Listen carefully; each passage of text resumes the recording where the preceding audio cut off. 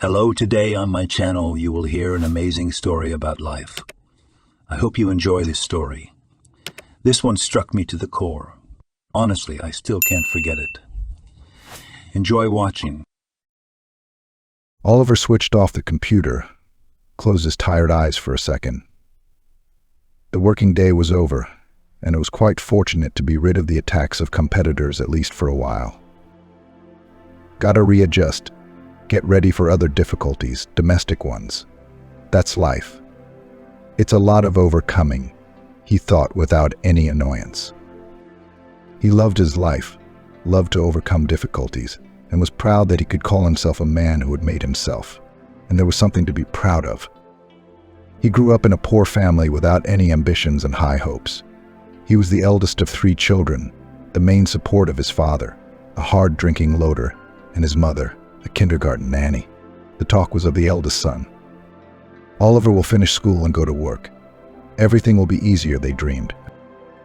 But Oliver failed. He decided to continue studying after school. Other parents rejoiced, but they scolded him. "What are you making up? You're an uneducated scientist. What do you study there in your institutes? We were waiting for you to become a man." He felt sorry for his parents, especially for his mother, and he needed the money himself. So Oliver studied and worked. It was hard, especially in the first year. Then it was easier. He already knew what to aim for. He graduated from the institute as a full-fledged partner of a prominent businessman who saw serious potential in the young man, and he got his younger brother and sister into the business. Now both they and his parents are doing well. That is good for him. He did not give up his dream, but business is not easy. I'll tell you that. But interesting and favorite, Oliver could not imagine any other business he could do. And the more difficulties, the more interesting, and the more joy from victories. All right then. The day was over. He had to go home. And there are other challenges, perhaps more insurmountable. And it's exactly the opposite. The problems began with a great joy. My wife found out she was pregnant. She and Veronica had been together for 5 years. They dreamed of a child from the first days of their acquaintance, but for some reason it didn't work out. They had undergone all sorts of examinations, and Veronica had not been examined by any medical luminaries, and how much money was spent on various procedures, all to no avail. It was already quite. We decided to adopt a baby, and suddenly it happened. Isn't it a miracle? Isn't it a joy and a cause for concern?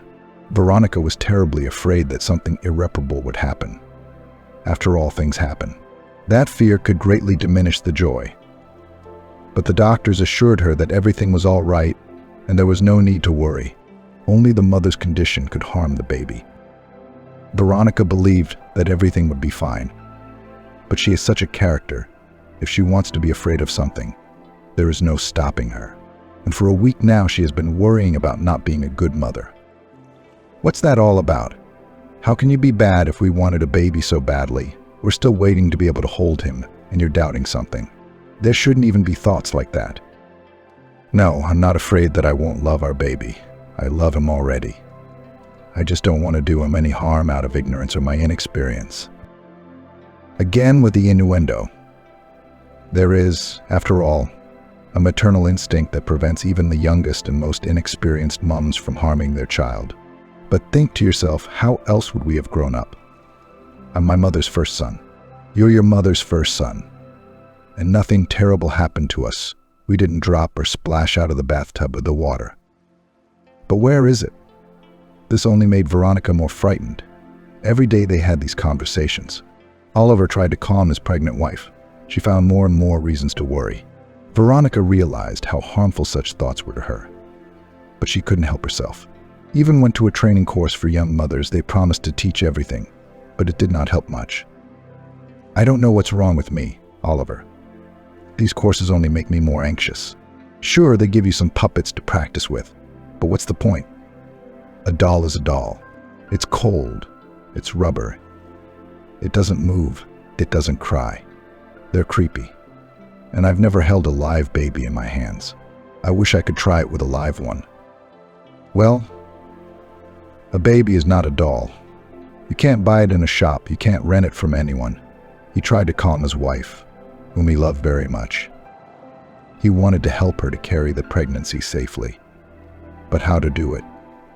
And despite all the good feelings, sometimes slipped irritated thoughts. Oh, the whims of pregnant women. Mine has surpassed everyone. Give her a live baby. Oh, as soon as in truth ours would be born, because I myself something badly tolerate pregnancy. But jokes were jokes, and he had to go home, so that Veronica wouldn't worry about him. Oliver got up, stretched to a crunch, left all his official worries and went to his car.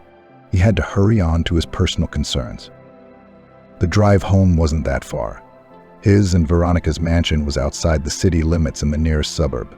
And here on the motorway he noticed a young woman, who on an improvised counter table laid out some simple goods, homemade pickles, berries, something else. It was nothing unusual. Villagers often brought out their own products like that, but this woman was not alone. Next to her stood a baby pram.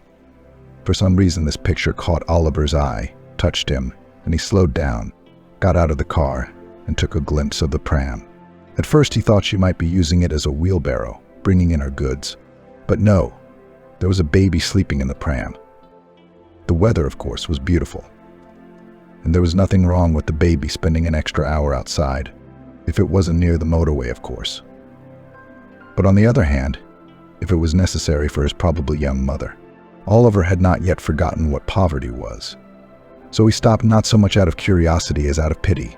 Why not buy a jar of pickles and jam? I did, but for some reason I didn't want to leave. Suddenly I saw some roots and herbs in a bag next to the jars. What do you have here? Medicinal herbs? Yes, medicinal and very useful. What kind of ailment do you need? I can advise you, or I can bring other ones tomorrow. And if you don't find any, you don't need any, the saleswoman replied. I don't seem to have anything myself at the moment. But my wife is expecting a baby, you see. She would like something for her nerves. You must know a lot about it. You've got a baby yourself. Oliver nodded at the pram. Yes, that's my grandson Kevin, my daughter's son. My daughter, Lillian, gave birth to him. She didn't survive. She was in poor health. She couldn't give birth. But here we are.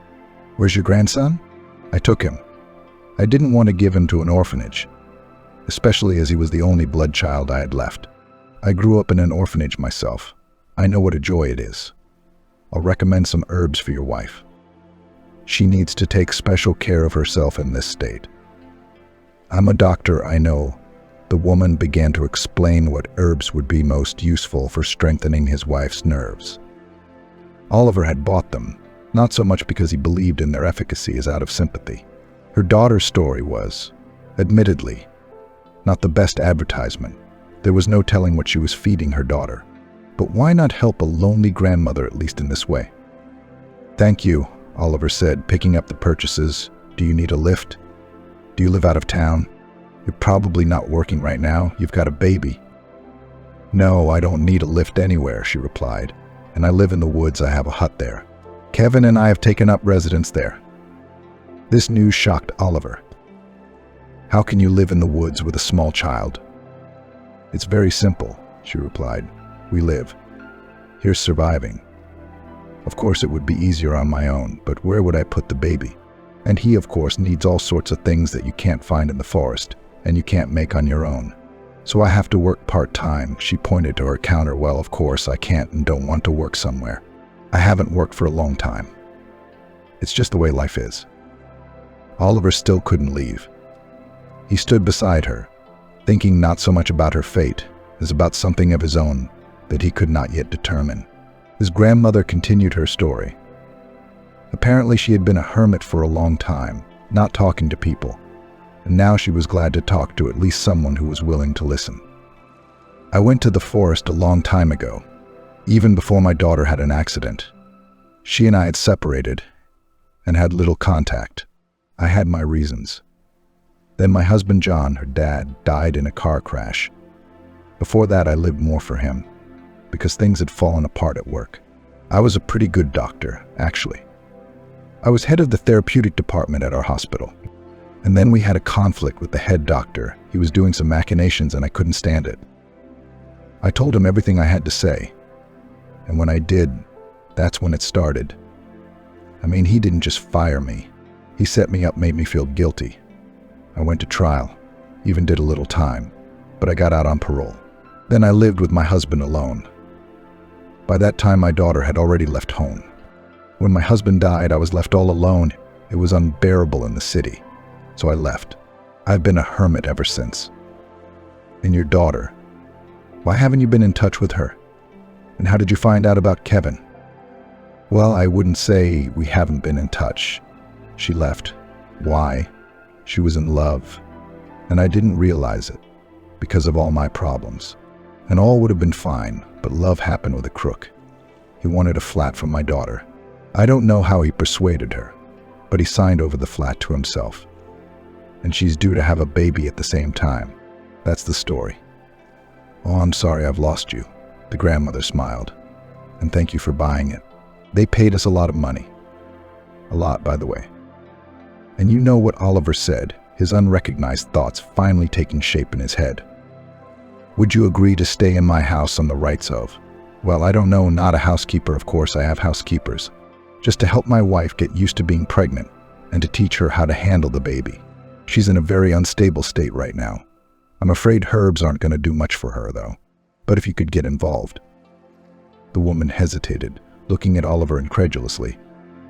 That's a strange proposition, wouldn't you agree? You're not joking, are you? A joke, maybe. What kind of a joke? I'm not joking, believe me. And naturally, I'll pay for all this.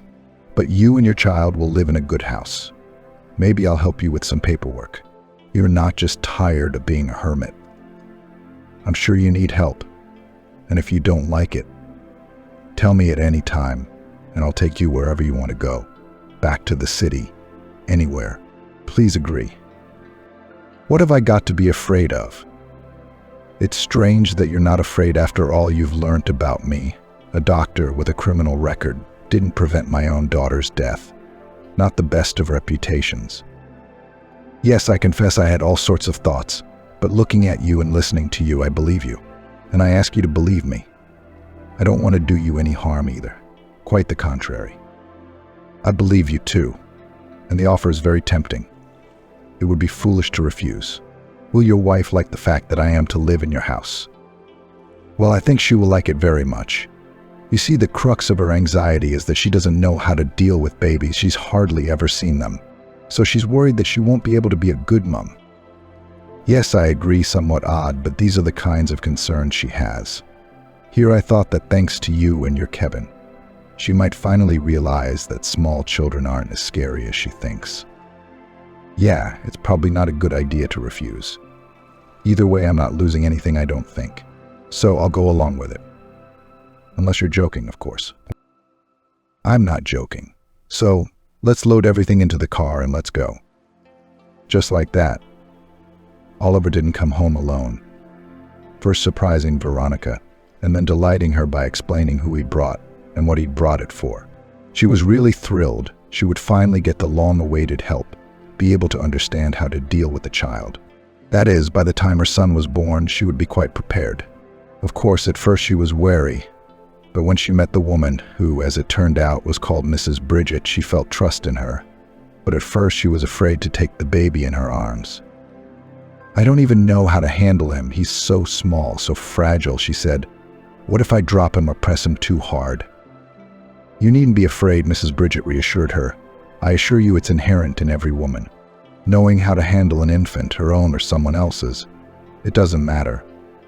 I did my internship in a maternity hospital during my studies, and I saw very well how very young girls become experienced mothers immediately after giving birth. After all, each of them was born herself, and moreover, she was not the first in this chain of women's births. That is, she had grandmothers, great-grandmothers, and so on. And each of them passed on to her this ability to love and cherish her child.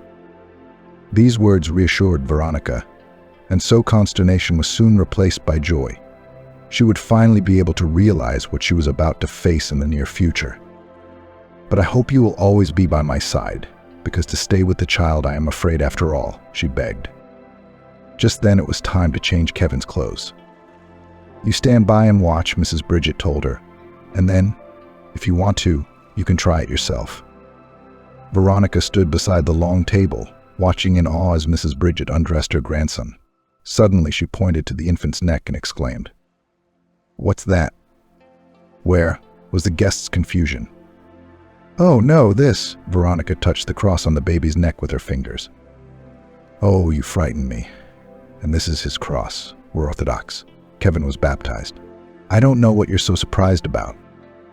Look, I have exactly the same one," Veronica exclaimed, showing hers.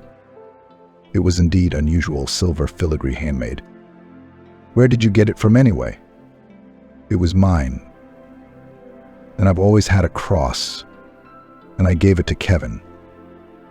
I don't know if it's some kind of omen, but I think it's beautiful and unusual. Indeed, exactly like yours, and I thought I had one just like it." "That's what I thought. I mean, that's what my mom told me." "I suppose your parents gave it to you?" Veronica asked. "Probably, I don't know." "Well, I mean, parents, really, I haven't seen them. The thing is, I grew up in an orphanage myself, and I've always had a cross on me. Yes, I guess my parents, when they gave me up those rejects, they put it around my neck, apparently. But of course it's a rare cross. But I don't think it's that rare. Somebody made it. And if they made one, they could have made any number of them," Mrs. Bridget reasoned. But Veronica didn't think that answer was quite right. She had received it from her mother, who said it was a one-of-a-kind. This excited Veronica very much. "I'll have to ask my mom," she said in a trembling voice. "It can't just be a coincidence. Maybe we're related somehow, but I don't believe in such coincidences. After all, if we were born in the same town, it's quite likely that our crosses were made by the same jeweler. That's all." "I don't worry so much, Veronica. You don't need it now. You can talk to your mother, of course. She may know the name of the jeweler. I wouldn't mind finding someone I know, too." No matter how much Veronica was persuaded, she was still very excited about this coincidence. "Oliver, let's go to Mum's tomorrow. I'll ask her. Maybe this cross will tell us something. But think about it. What an incredible coincidence. What if we discover some secret?" Veronica, you're so good at making things up." "All right, if you want to, we'll go to Mum's tomorrow. I think the mystery will be solved very easily. Your mum will say that this cross was just bought. Yeah, there could be any number of them. Although, to be honest, I won't be too upset if it turns out that we have something to do with Mrs. Bridget." The next day, Oliver took his wife to see Mrs. Jessica, his mother-in-law. She was delighted to see her daughter, but she couldn't say anything about the crosses or the secret family ties. "I have no idea, Veronica. What relatives can there be? At least I don't know anything. Neither myself nor my parents have ever told me that we have any relatives that we don't know about. And the cross, yes, just bought it from a jeweler. He was the one who told me that he makes them himself, and there are no more like it. But it turns out there are. He probably, like all peddlers, just said it for advertising purposes. I don't know what you were so worried about." "Why, Mum," said the daughter excitedly. "I thought, what if it really is some kind of secret?" "Come on, what secrets are there these days? It's not like we're royalty. Tell me something. What kind of woman is this? Are you sure of her integrity?" "That question applies to you too, Oliver. It's not very trusting to let a stranger near your pregnant wife." "I mean no harm. I'm just concerned for the health of my daughter and future grandchild," Mrs. Jessica said sternly. "But I'm sorry, your daughter is no stranger to me," Oliver replied. "And I wouldn't let any first-timers near her. Or better still, do you remember the address of that jeweler? The story about the cross seems rather strange after all." "Yes, Mum. I won't rest unless I know." "Well, tell me, who was the jeweler? Where did he work?" "Oh, that was nearly 30 years ago," replied the mother. "Of course I'll tell you the address. But he wasn't old even then. I doubt you'll find him there either. I remember his name is Mr. Norman Johnson's, just like our neighborhood doctor at the health center." I thought it was funny. Oliver and Veronica immediately drove to the address. The jewelry shop was there, but of course the specialist wasn't. In his place sat also a rather elderly craftsman. How could I not remember Mr. Norman Johnson's? Of course I do. "Native, this workshop has been in our family for a long time," replied the grandfather. "And that cross? Well, yes, of course I know his work." "Is he still alive?" Veronica asked. "Yes, he is, but he is in a nursing home, unfortunately. I had to send him there. What can you do? I'm not young myself, and I don't have the strength to look after him. It happens in life, unfortunately. So he's alive and needs nothing. That's all I can tell you in my defense." "And can you give me the address of this nursing home?" Oliver asked. "Why not? Would you like to visit it? It's a good cause. It's hard to object to anything. He's sane despite his 90-odd years. He's not senile. He probably even knows his job. Maybe he'll tell you something about who he made these products for."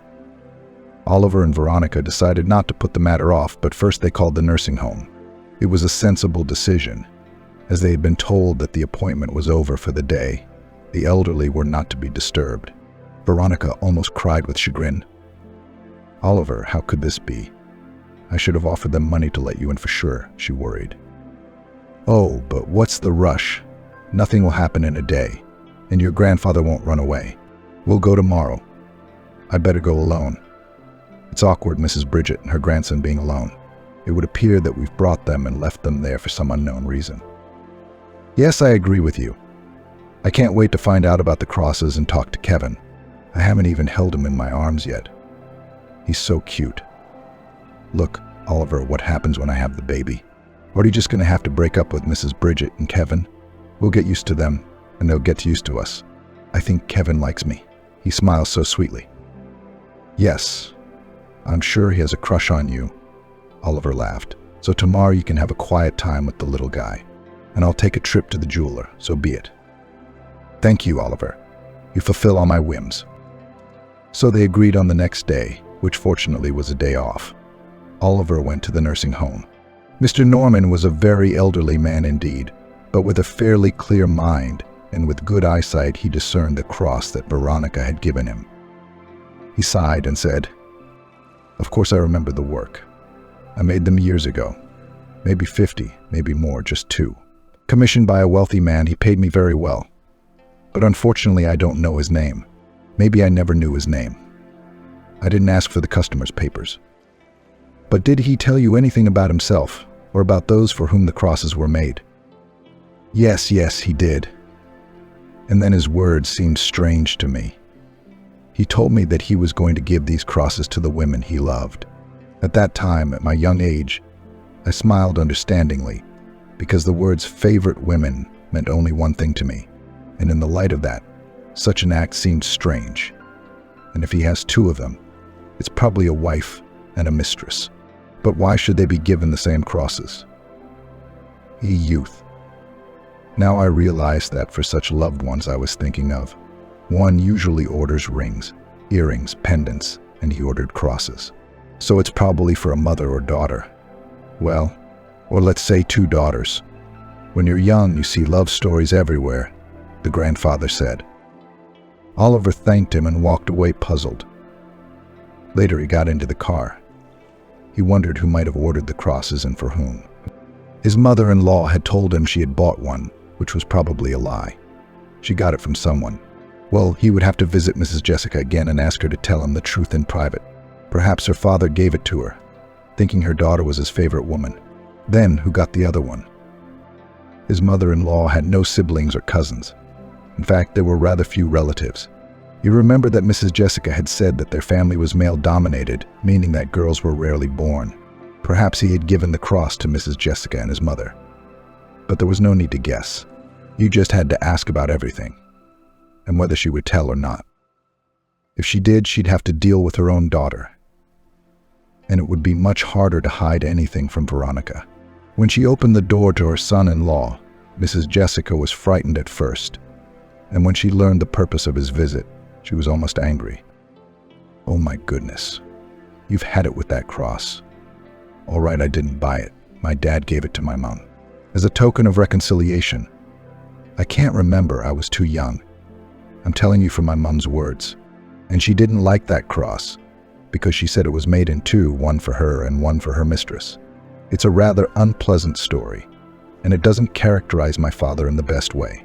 Did you have to drag her out into the light? My mom was tormented by it all her life. She only told me about it just before she died. And now what to say about people who've been dead a long time? I agree with you. I'm not going to disturb the shadows of the dead.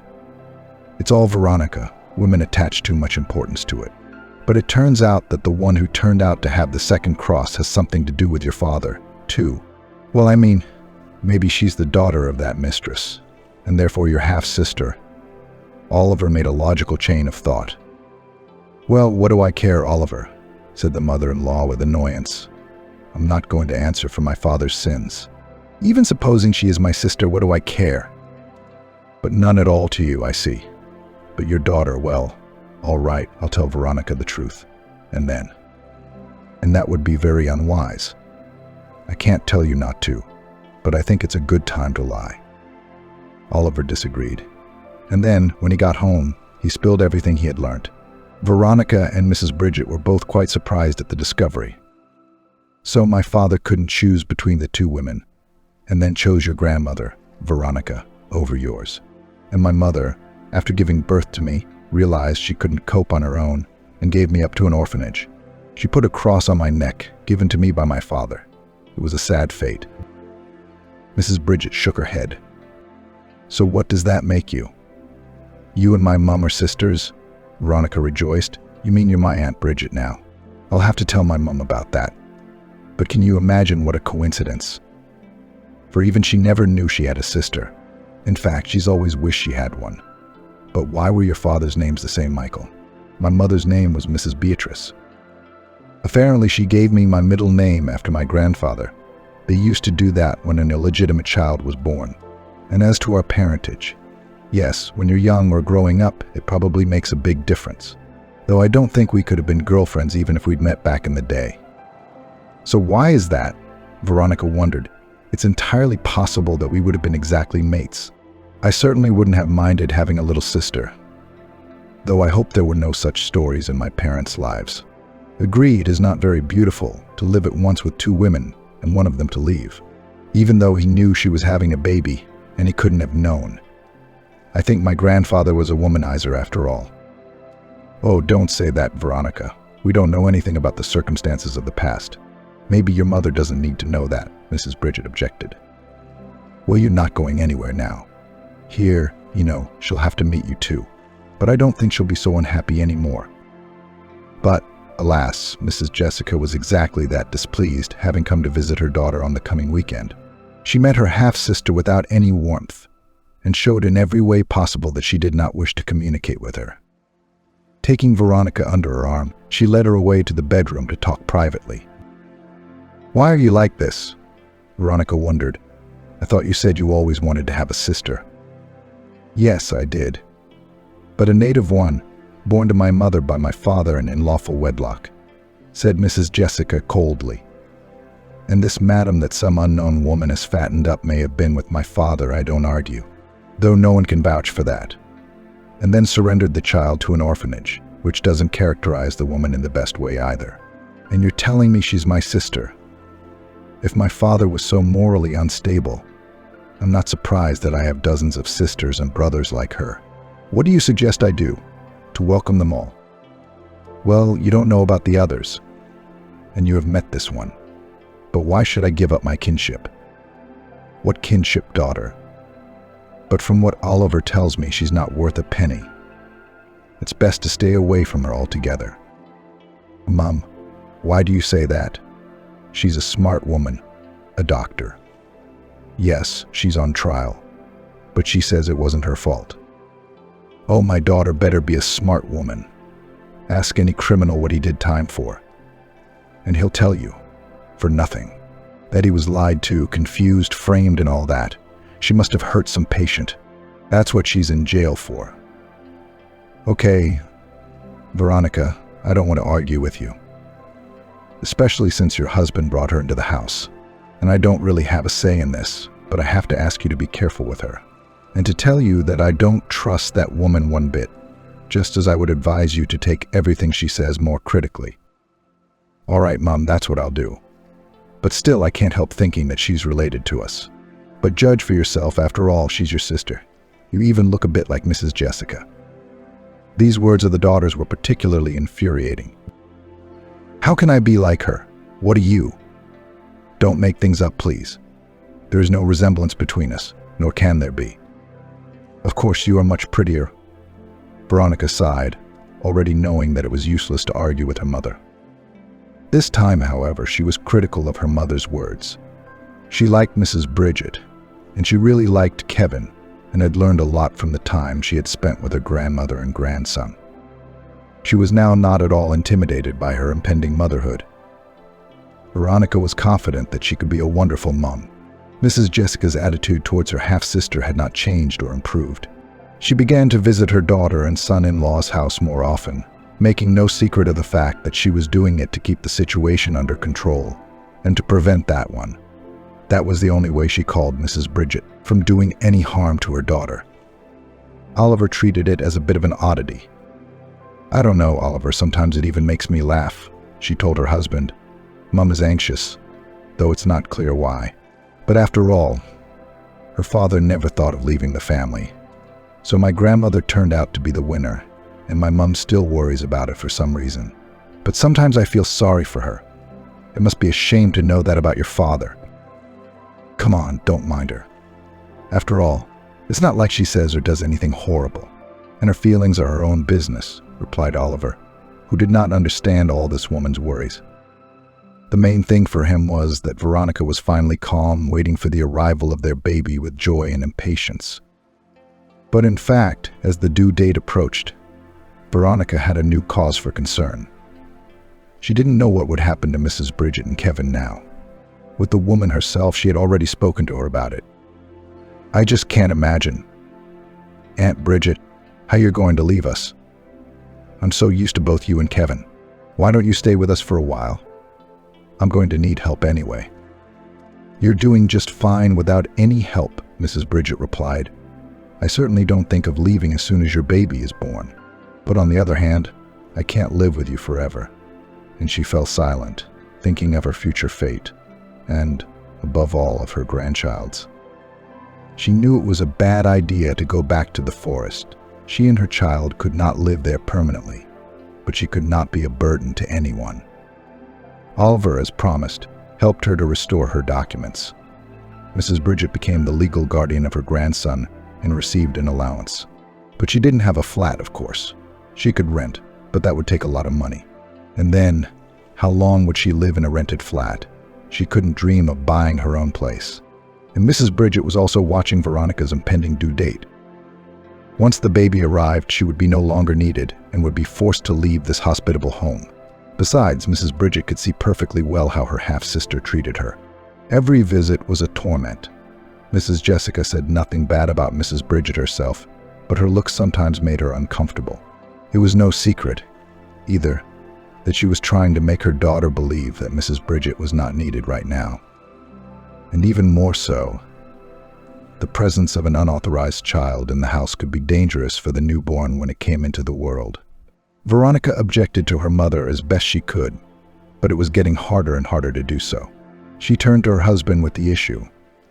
But it seemed to Oliver that there was no problem. Mrs. Bridget was staying with them for the time being, and then he would think of something about renting a flat, preferably not far from their house. He saw no difficulty, especially as he had plenty of problems besides those connected with Mrs. Bridget. Lately, his business had not been going well, and now the birth of the child was just days away. Everything was to take place in the best maternity hospital under the supervision of an experienced doctor who already knew the expectant mother. It was winter, a rare blizzard and snow, which Oliver thought was a good omen. "Only great people are born in such weather," he said, looking out the window at the falling snow. Veronica's confidence was transmitted to him, and she did not feel the same trepidation about the forthcoming birth. But when one day he said that he had to go to a neighboring town for a few days for business negotiations, she was offended. "How can it go away? After all, just in these days everything can begin, and you will not be there." "Well, can't you reschedule this event?" "It is, as you say, an event of great importance. And not just for me. I didn't schedule it, but the people on whom much depends in our business with you. so I can't reschedule anything. Our main business now is the birth of the baby, said the spouse pitifully. Don't you realize that I am frightened to be alone? But in the first place, you're not alone. Mrs. Bridget is with you. You can call your mom in too, if you want. Besides, they're already waiting for you at the maternity hospital, and I'll be back by the appointed day anyway. So you have nothing to worry about, her husband urged her. But Veronica was still worried. Oliver understood her state of mind. He was just as worried, but he hoped that he could get home before his wife felt the labor coming on. It was supposed to happen, but it didn't. The negotiations ended earlier than expected, and quite successfully. Oliver was in a hurry to get home, even though he had been warned that the weather was not suitable for traveling. But it's not like I'm going through the woods, he waved away all warnings. The track here is quite busy and is regularly cleaned, so there are no dangers. My wife could go into labor at any moment, and you say wait out the weather. I'll never forgive myself if I'm not there at that moment.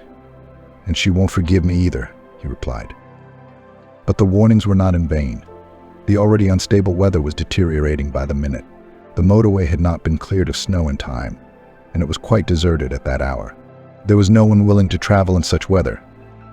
So Oliver drove on bravely, speeding. He had to hurry.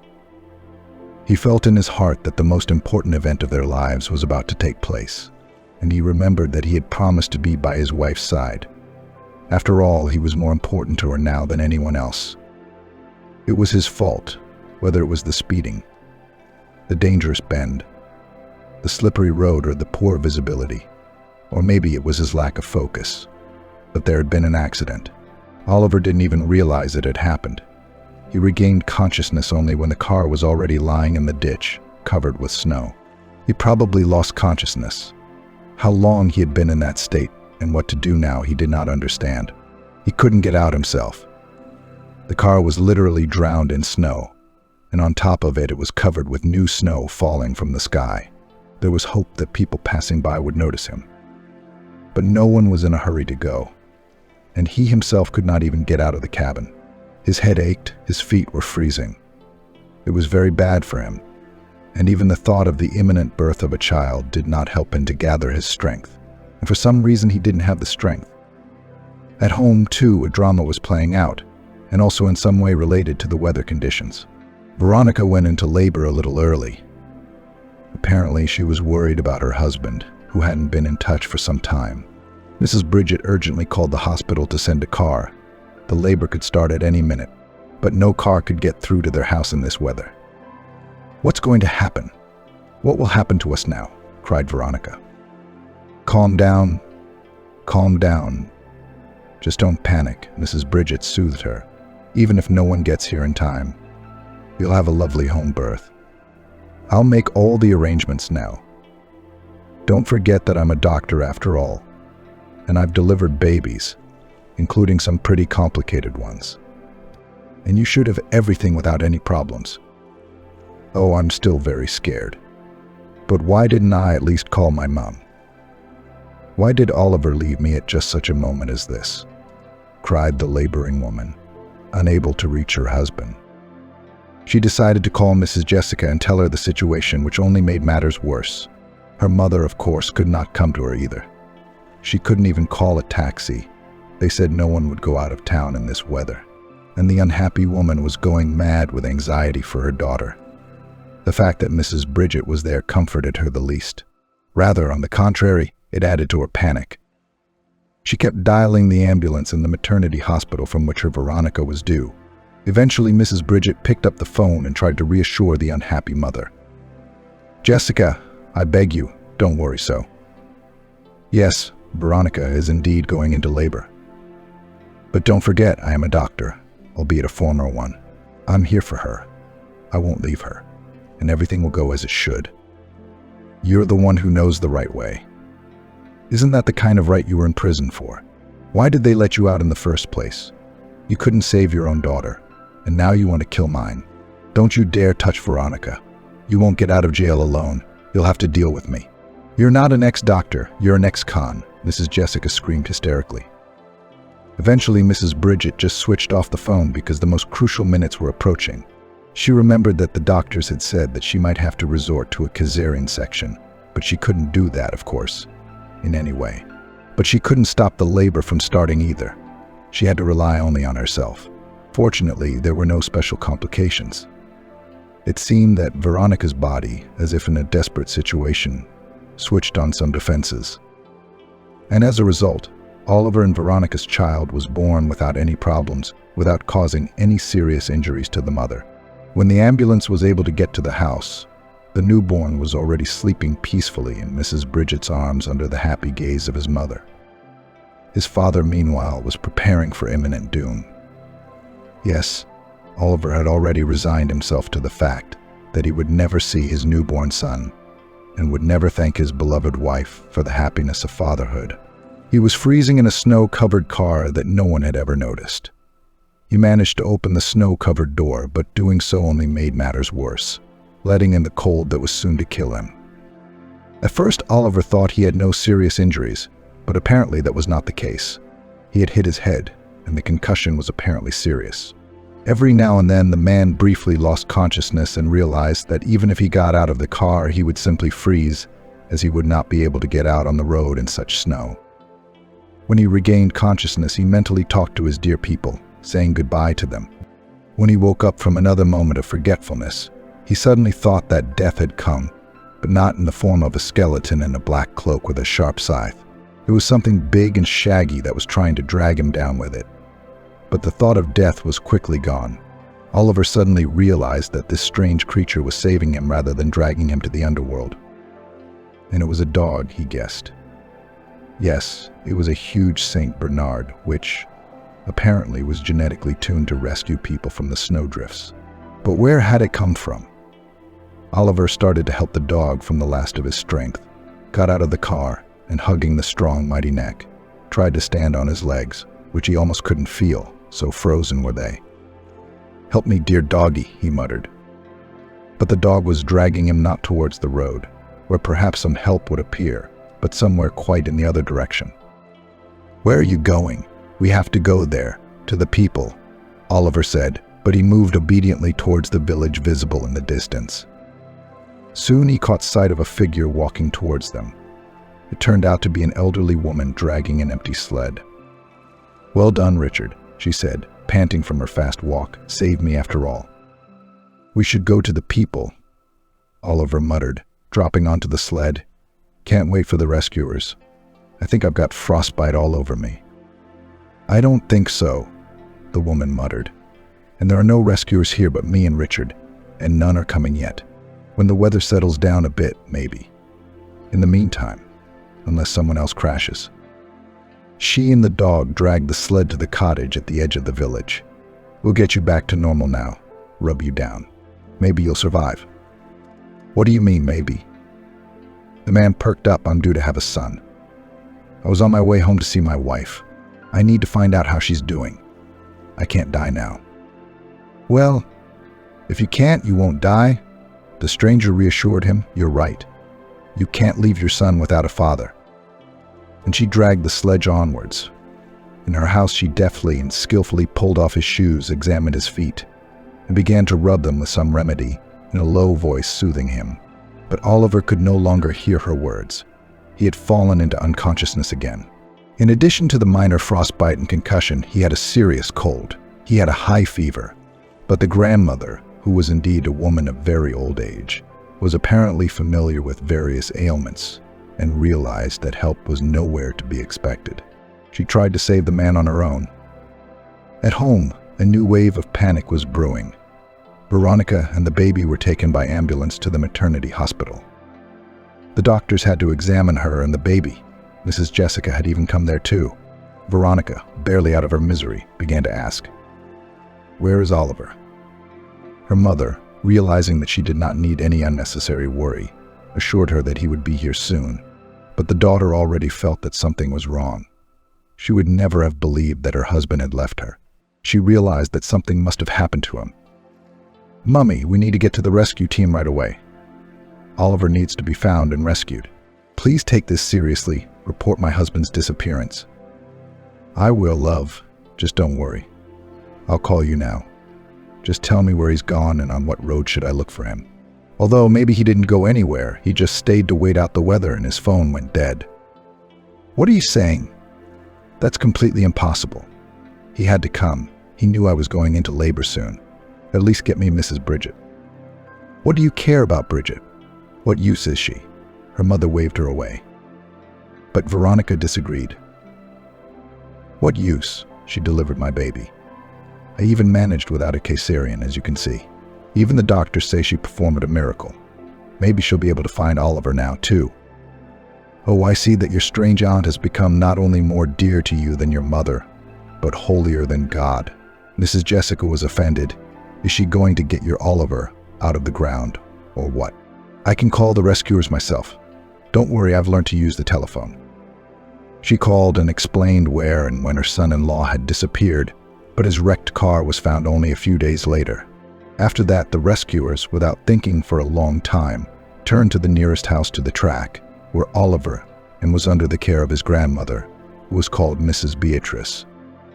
During these few days, they had time to talk about many things. Oliver wondered how he had been saved. Did you see my car fall into the ditch? If it had been your first, people fall down here all the time, sometimes in summer, but mostly in winter. There's a sign that says dangerous turn, but no, you're flying. That's why Richard and I live here. I let him out in this weather, especially if I see something wrong on the motorway. You mean you work here? The man didn't understand. You might put it that way. Of course, nobody authorized me to work here. It's me on my own at the call of my heart. As they say, I've got a big sin on my soul, you see, done some bad things. Many years ago, I lived for a long time and thought that somehow it would go away by itself. It would be forgotten. But it gnawed and gnawed at my soul. So, about 10 years ago, I settled here. I live quietly, I save people when I can. I just treat my fellow villagers, and sometimes people come from other villages. I've learned various herbs and other folk methods. I help as much as I can. I hope God will forgive what I have done. Oliver was surprised. Again, he met a reclusive healer who, because of some life circumstances, had to leave people and at the same time help them. He told her about his meeting with Mrs. Bridget and her grandson, and how that meeting had helped her find the sister of a chance acquaintance. Grandmother listened with eyes widened with surprise, pressing a shaking palm to her lips. Oliver was surprised that a woman who had apparently seen a lot of things in her life was so impressed by his story. Yes, that's the way things happen in the world, he said. Does it surprise you so much? And he remembered that Mrs. Bridget had told him that her mother's name was Mrs. Beatrice. The landlady muttered, "It happens. I never thought it could happen. You say the woman's name is Bridget, and her half-sister's name is Jessica." "Yes, but can't there be such coincidences?" Oliver said. "I was thinking the same thing, that it can't happen. I don't even know what comes out. I was talking about the sin, wasn't I? What sin? I left my daughter at the maternity hospital. I gave her up, but I named her Bridget, and I gave her middle name after her father, Michael, and I put a cross round her neck. I thought I'd find it someday. So what does that mean? I found her." "Well, if you did, it's a miracle," Oliver said. "That's a miracle. That's how many years I've been living here to find her. I went to the orphanage, but they said she was no longer there. They transferred my daughter somewhere else. It turns out she's grown up, and I have a grandson. I mean a great-grandson. God, how can I see her and ask her to forgive me? No, she probably can't forgive me. But I just want to look at her and her great-grandson," cried the old woman. "So I must get on my feet as soon as possible and somehow get home, together with you, of course. You will see everyone there, your great-grandson and my son.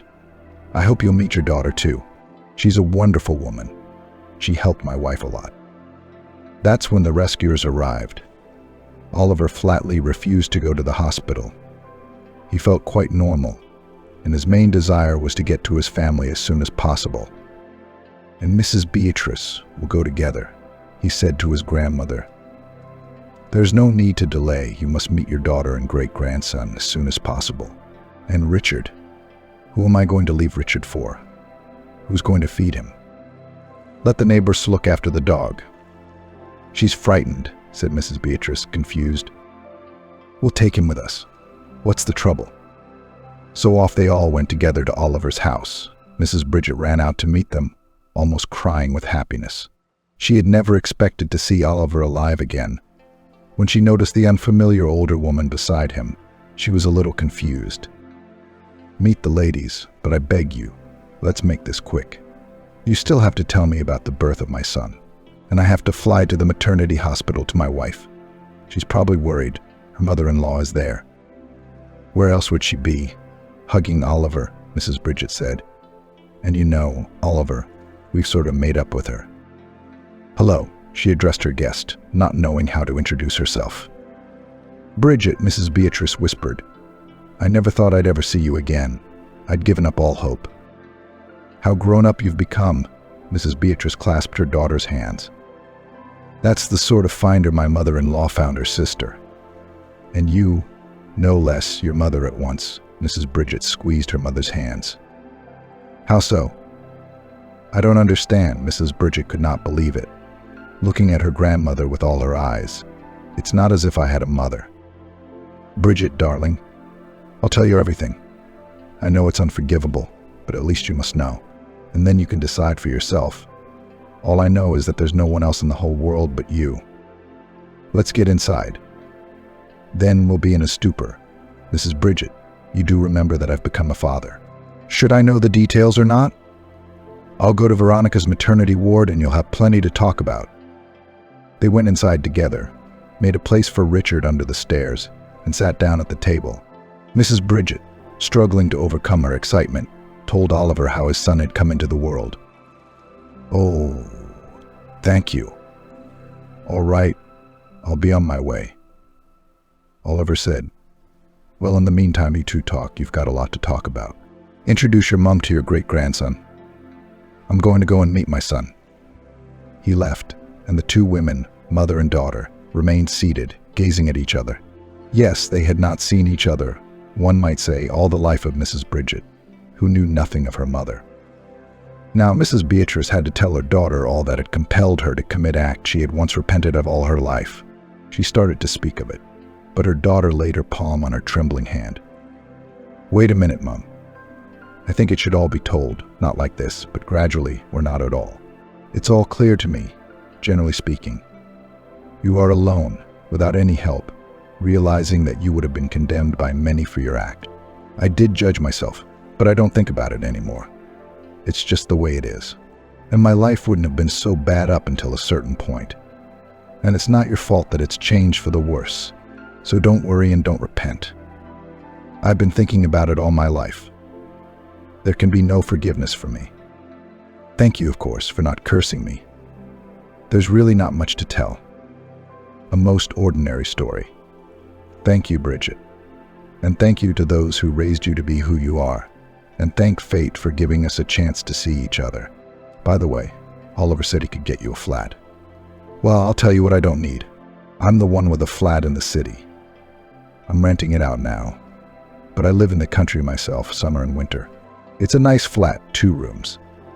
I'll sign it over to you. Live there with my granddaughter, my great-grandson. And I have money. I haven't spent anything. I've been saving everything, my pension and the rent. Everything will be yours. Come on. I don't need anything. I mean, thank you for the flat, of course. It would be a lifesaver for us. Kevin's growing up. We can't hide him in the woods all his life. He's a year old. Come and meet him. Oh, for God's sake. Will I get to see my great-grandson now? I never expected to see you. But look what has happened, cried Mrs. Beatrice, rising. It was understandable for her, who had never held her own daughter in her arms, who had never seen her granddaughter, to meet her great-grandson. But the adorable smile of little Kevin, who tightened his arms towards his great-grandmother, redeemed much of her suffering. And that is how, thanks perhaps, in some ways to some misfortune, quite a happy fate these people had, Mrs. Bridget did reconcile with Mrs. Jessica. This was after Bridget had told her half-sister about Veronica's birth and how she had received it. Mrs. Jessica thanked her, and after a while said, I'm sorry, Bridget, I've been unkind to you. I've said a lot of nasty things. You know, I felt bad for my mom. I mean, she spent her whole life worrying about her father cheating on her. And now I realize it's not your fault, but it was still unpleasant. And now I'm ashamed of my behavior of those words. Okay, forget it. Like I don't understand. Anyone would be uncomfortable with such an acquaintance. But I don't think it was all the parents' fault. That's how life worked out. After that, the women reconciled. True, now Mrs. Bridget was worried that her sister would have to meet with Mrs. Beatrice herself. That is, the culprit of her mother's worries. But all was well. Mrs. Jessica's attention was occupied with her grandson, and she did not think about the past. All the more so because Mrs. Beatrice had no intention of staying in the house. She asked to be taken back to the village. I'm sorry, but I'll live out my life there.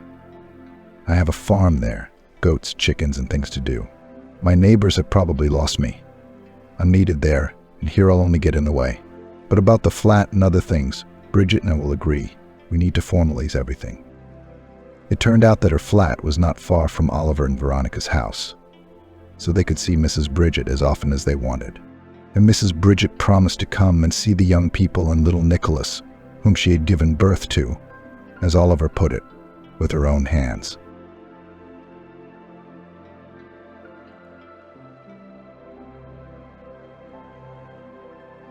The morning was coming on fast, as it happens only in summer when the sun begins to please the earth very early. Julia, as always, got up before her husband Dustin. She had long been accustomed to mornings, beginning with the quiet bustle of the kitchen, the smell of freshly brewed coffee, and the peaceful rustle of the newspapers her husband usually read at breakfast. Good morning, Julia. I expect everything from you. But who needs it? I wish you were still in bed, said Dustin, entering the kitchen. She had just put a pan of pancakes on the stove. Morning, Julia said, turning to him and adding, I'm making pancakes for breakfast. Dustin shook his head, grimaced, and sat down still at the table with the newspaper open. As Julia deftly flipped the pancakes, she realized that this morning was not going to be as peaceful as it seemed.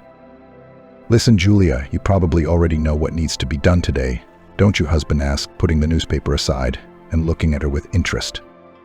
Julia sighed sadly. To be honest, his daily tasks were getting tiresome.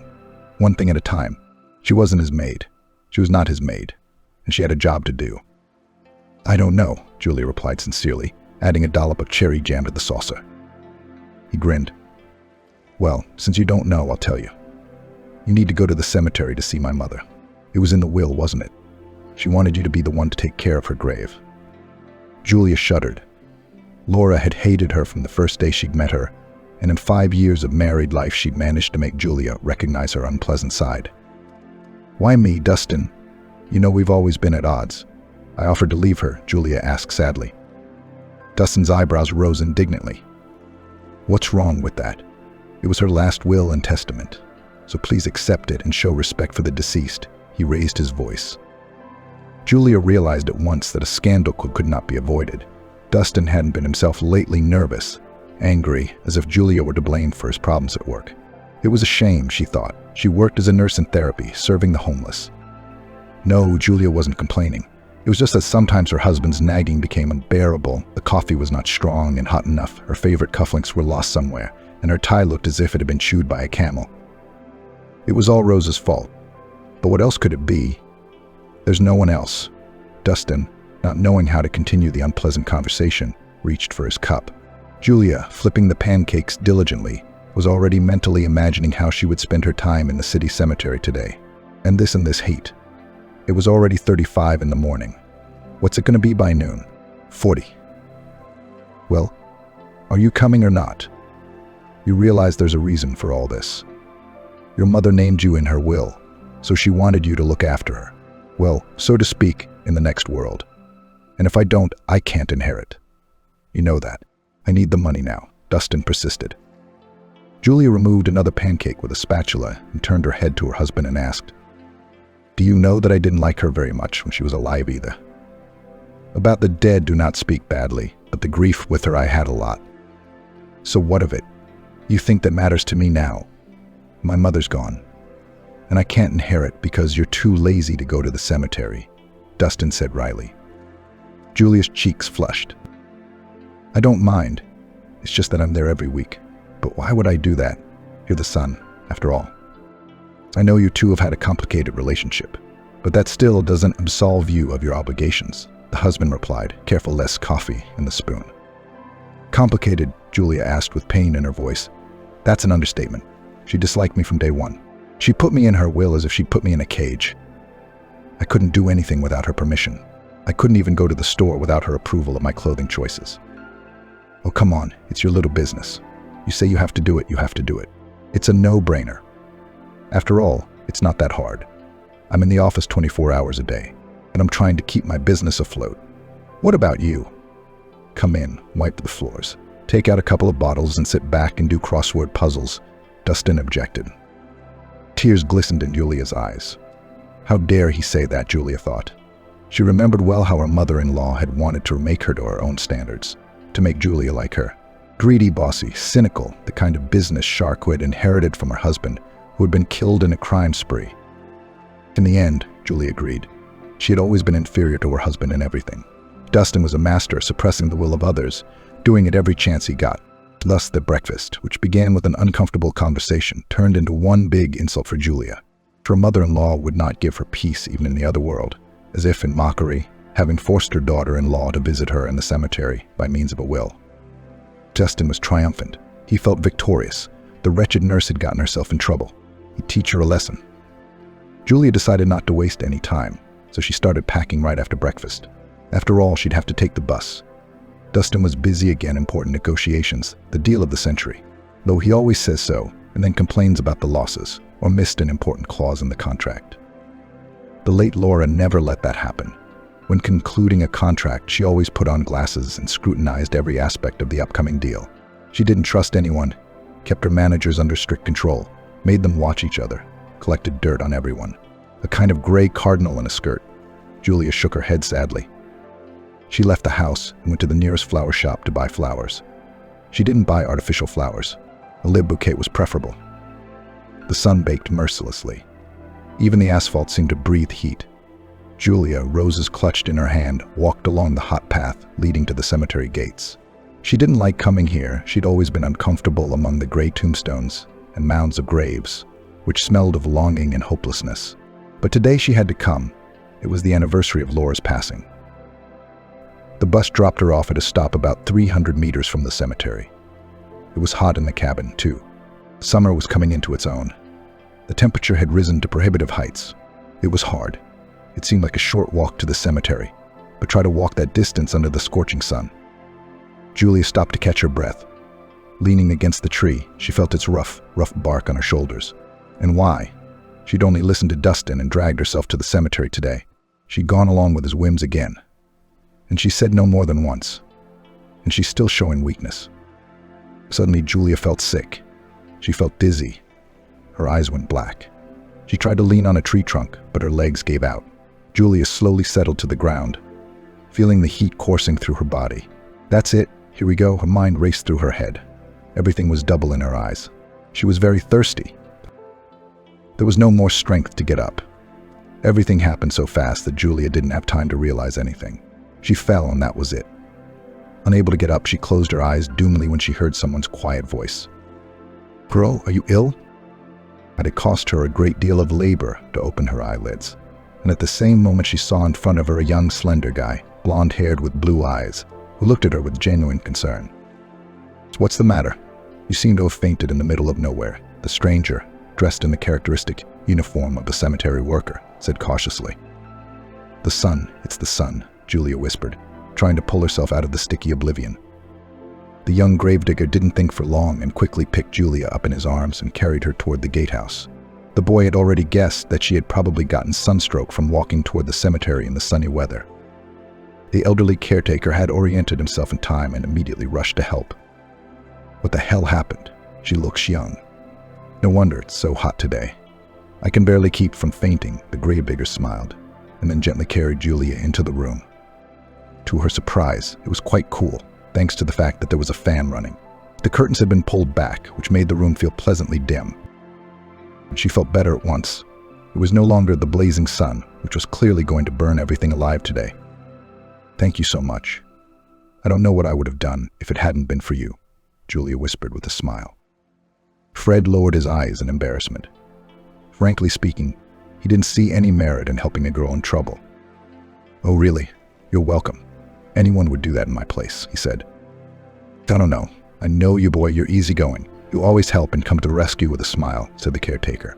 But the older man's eyes showed that he respected his colleague from the cemetery and treated him like a son. Fred was even more embarrassed, and then looked at the caretaker with a smile. "Come on, Stephen. What's the big deal? Just doing my job the way I'm supposed to. Everything else is just petty stuff." Watching their conversation, Julia caught herself the thought that she was imbued with undisguised respect and sympathy for both of them, because there was something in their conversation which unwillingly set up a favorable mood. Soon Stephen helped her to wash her face and bring her to her senses. "Here, have some water from the well. My teeth are chapped." Fred ran down to the village himself and got some. "So drink it. It tastes wonderful," the caretaker said with a smile. Julia took a careful sip, and indeed the water was very good. Perhaps it was the thirst that had been plaguing her ever since she had fainted. Looking around, she realized that the bouquet she had bought had been lost.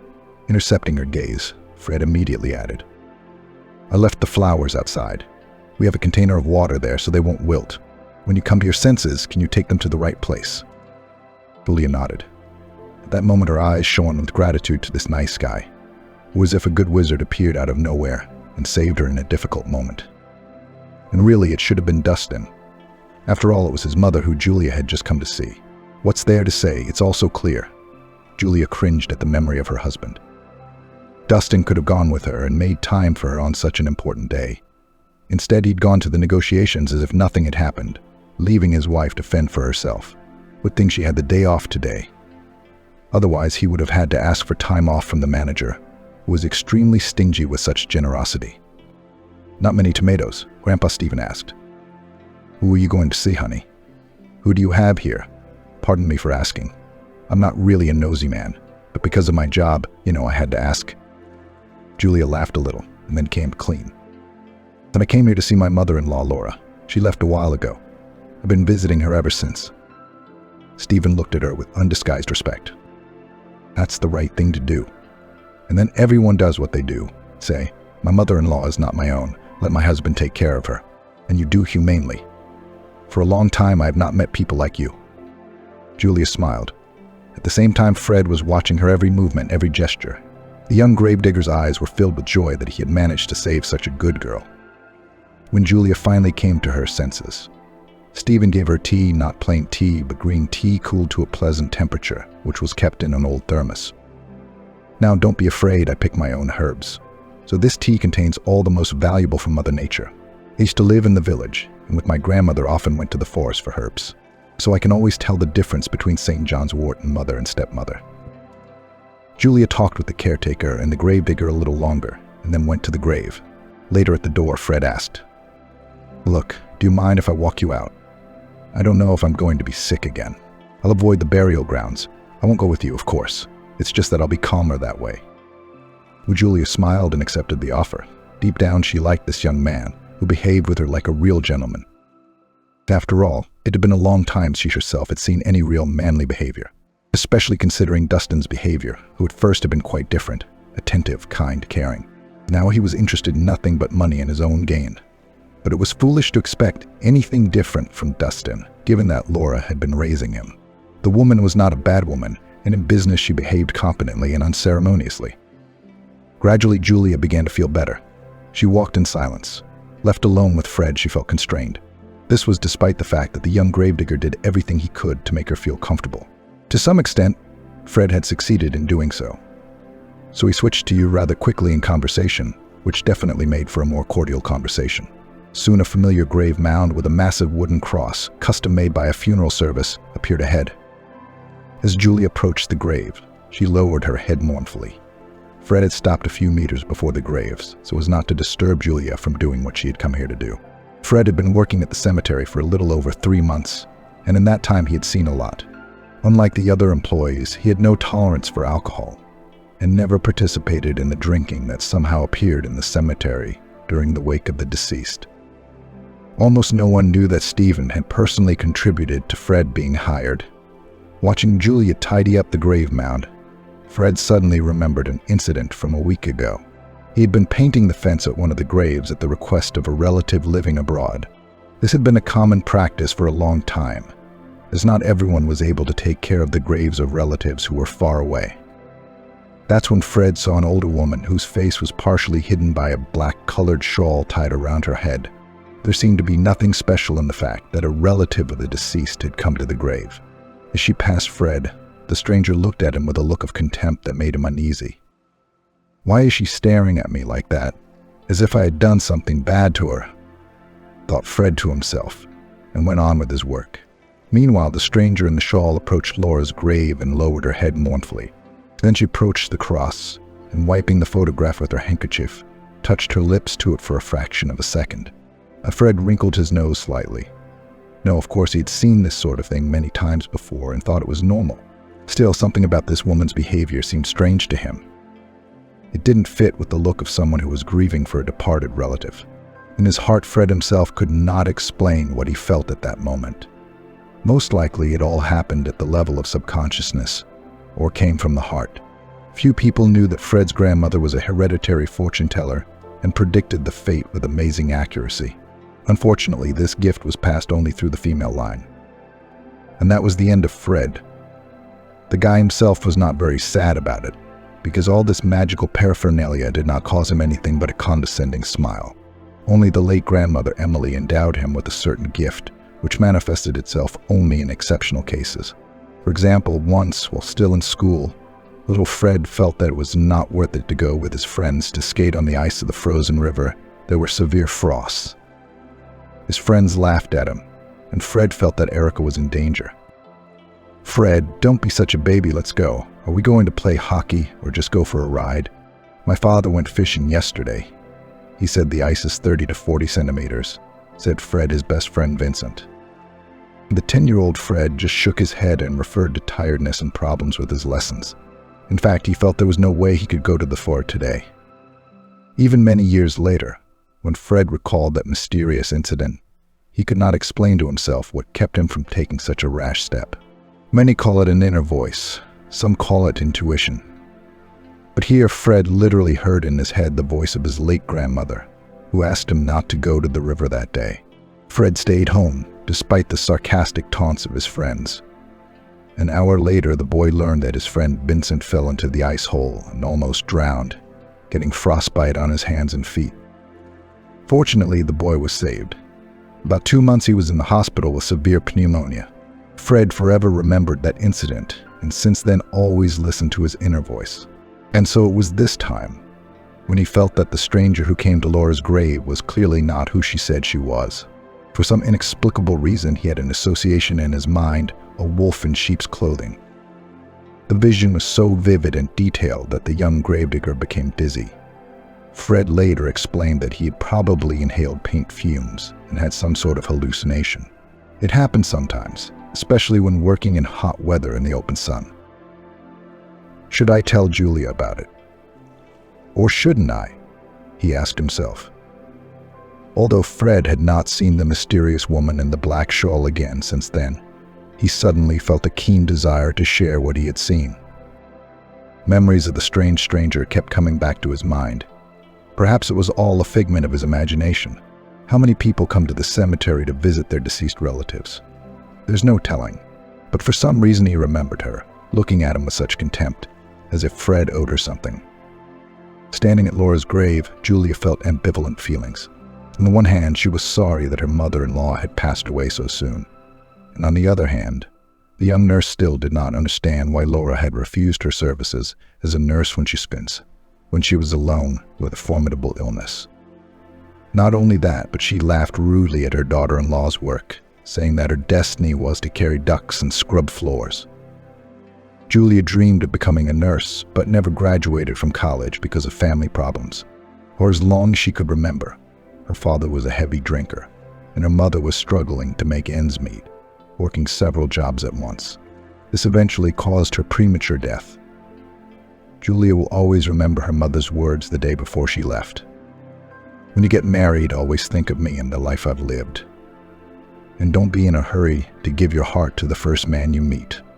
But think it over carefully, Grace whispered and closed her eyes.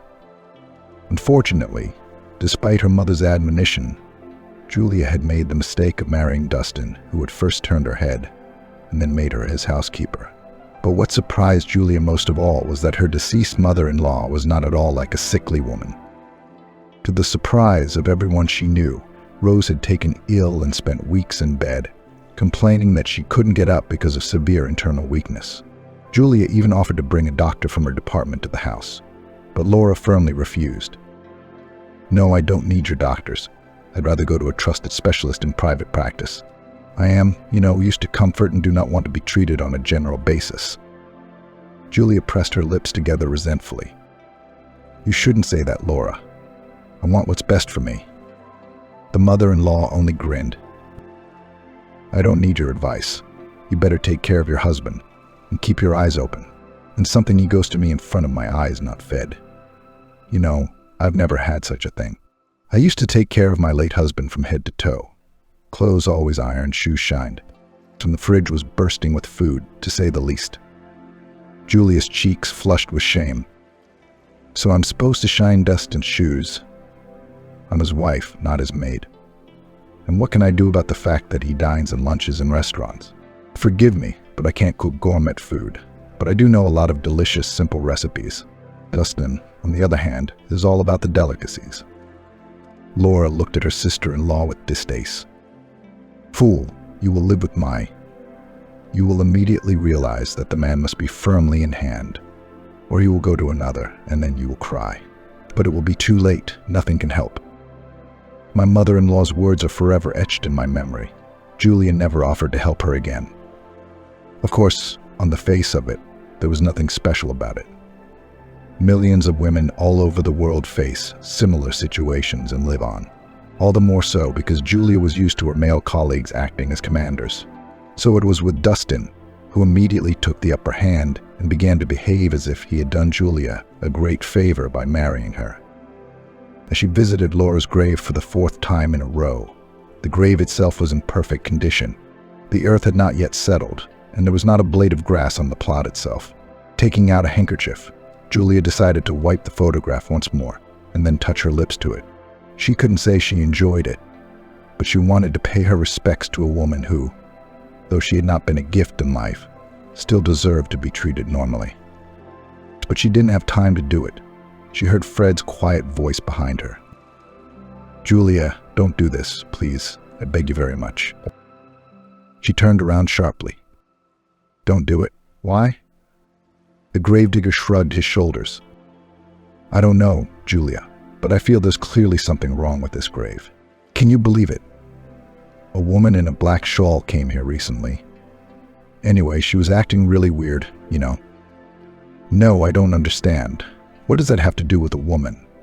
Was she an acquaintance or a relative of Laura's? I didn't really know my mother-in-law when she was alive, so I don't know all her acquaintances. And I don't think I should be surprised that a woman in a headscarf showed up here." Julia's remark seemed perfectly reasonable to Fred. He couldn't tell about his inner secret gift that his late grandmother had given him. It all sounded ridiculous to a normal person. After all, there really are no fortune tellers, prophets, or minds. But in spite of that, Fred still had in his mind the memory of that terrible incident on the river when he almost died, but at the last moment changed his mind and saved his life.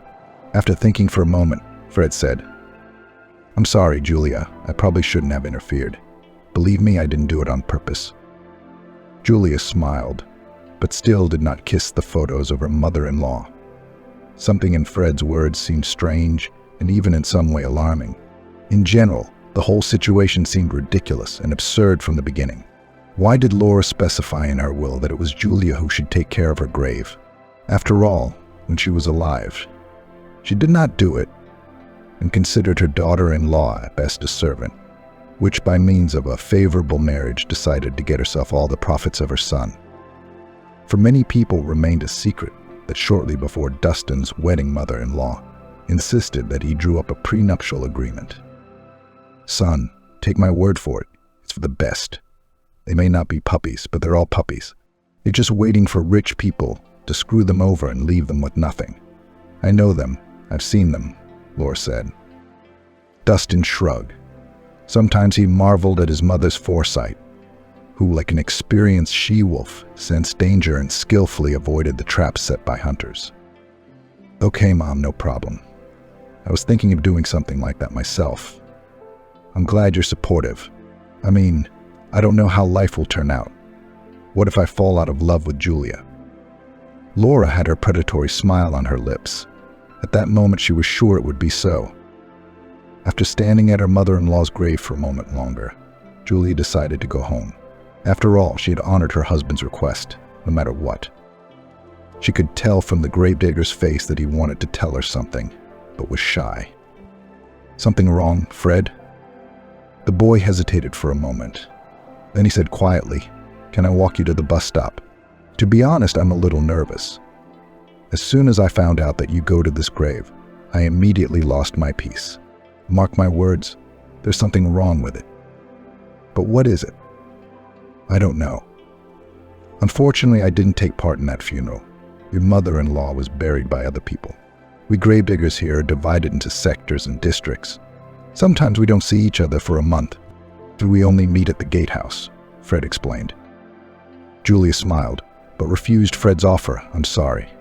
No offense. I'd rather go myself sometime. You see, I'm married, and if my husband sees me with you, he's bound to make a scene. I wouldn't want that." The gravedigger nodded understandingly, as if he had not realized that Julia was married.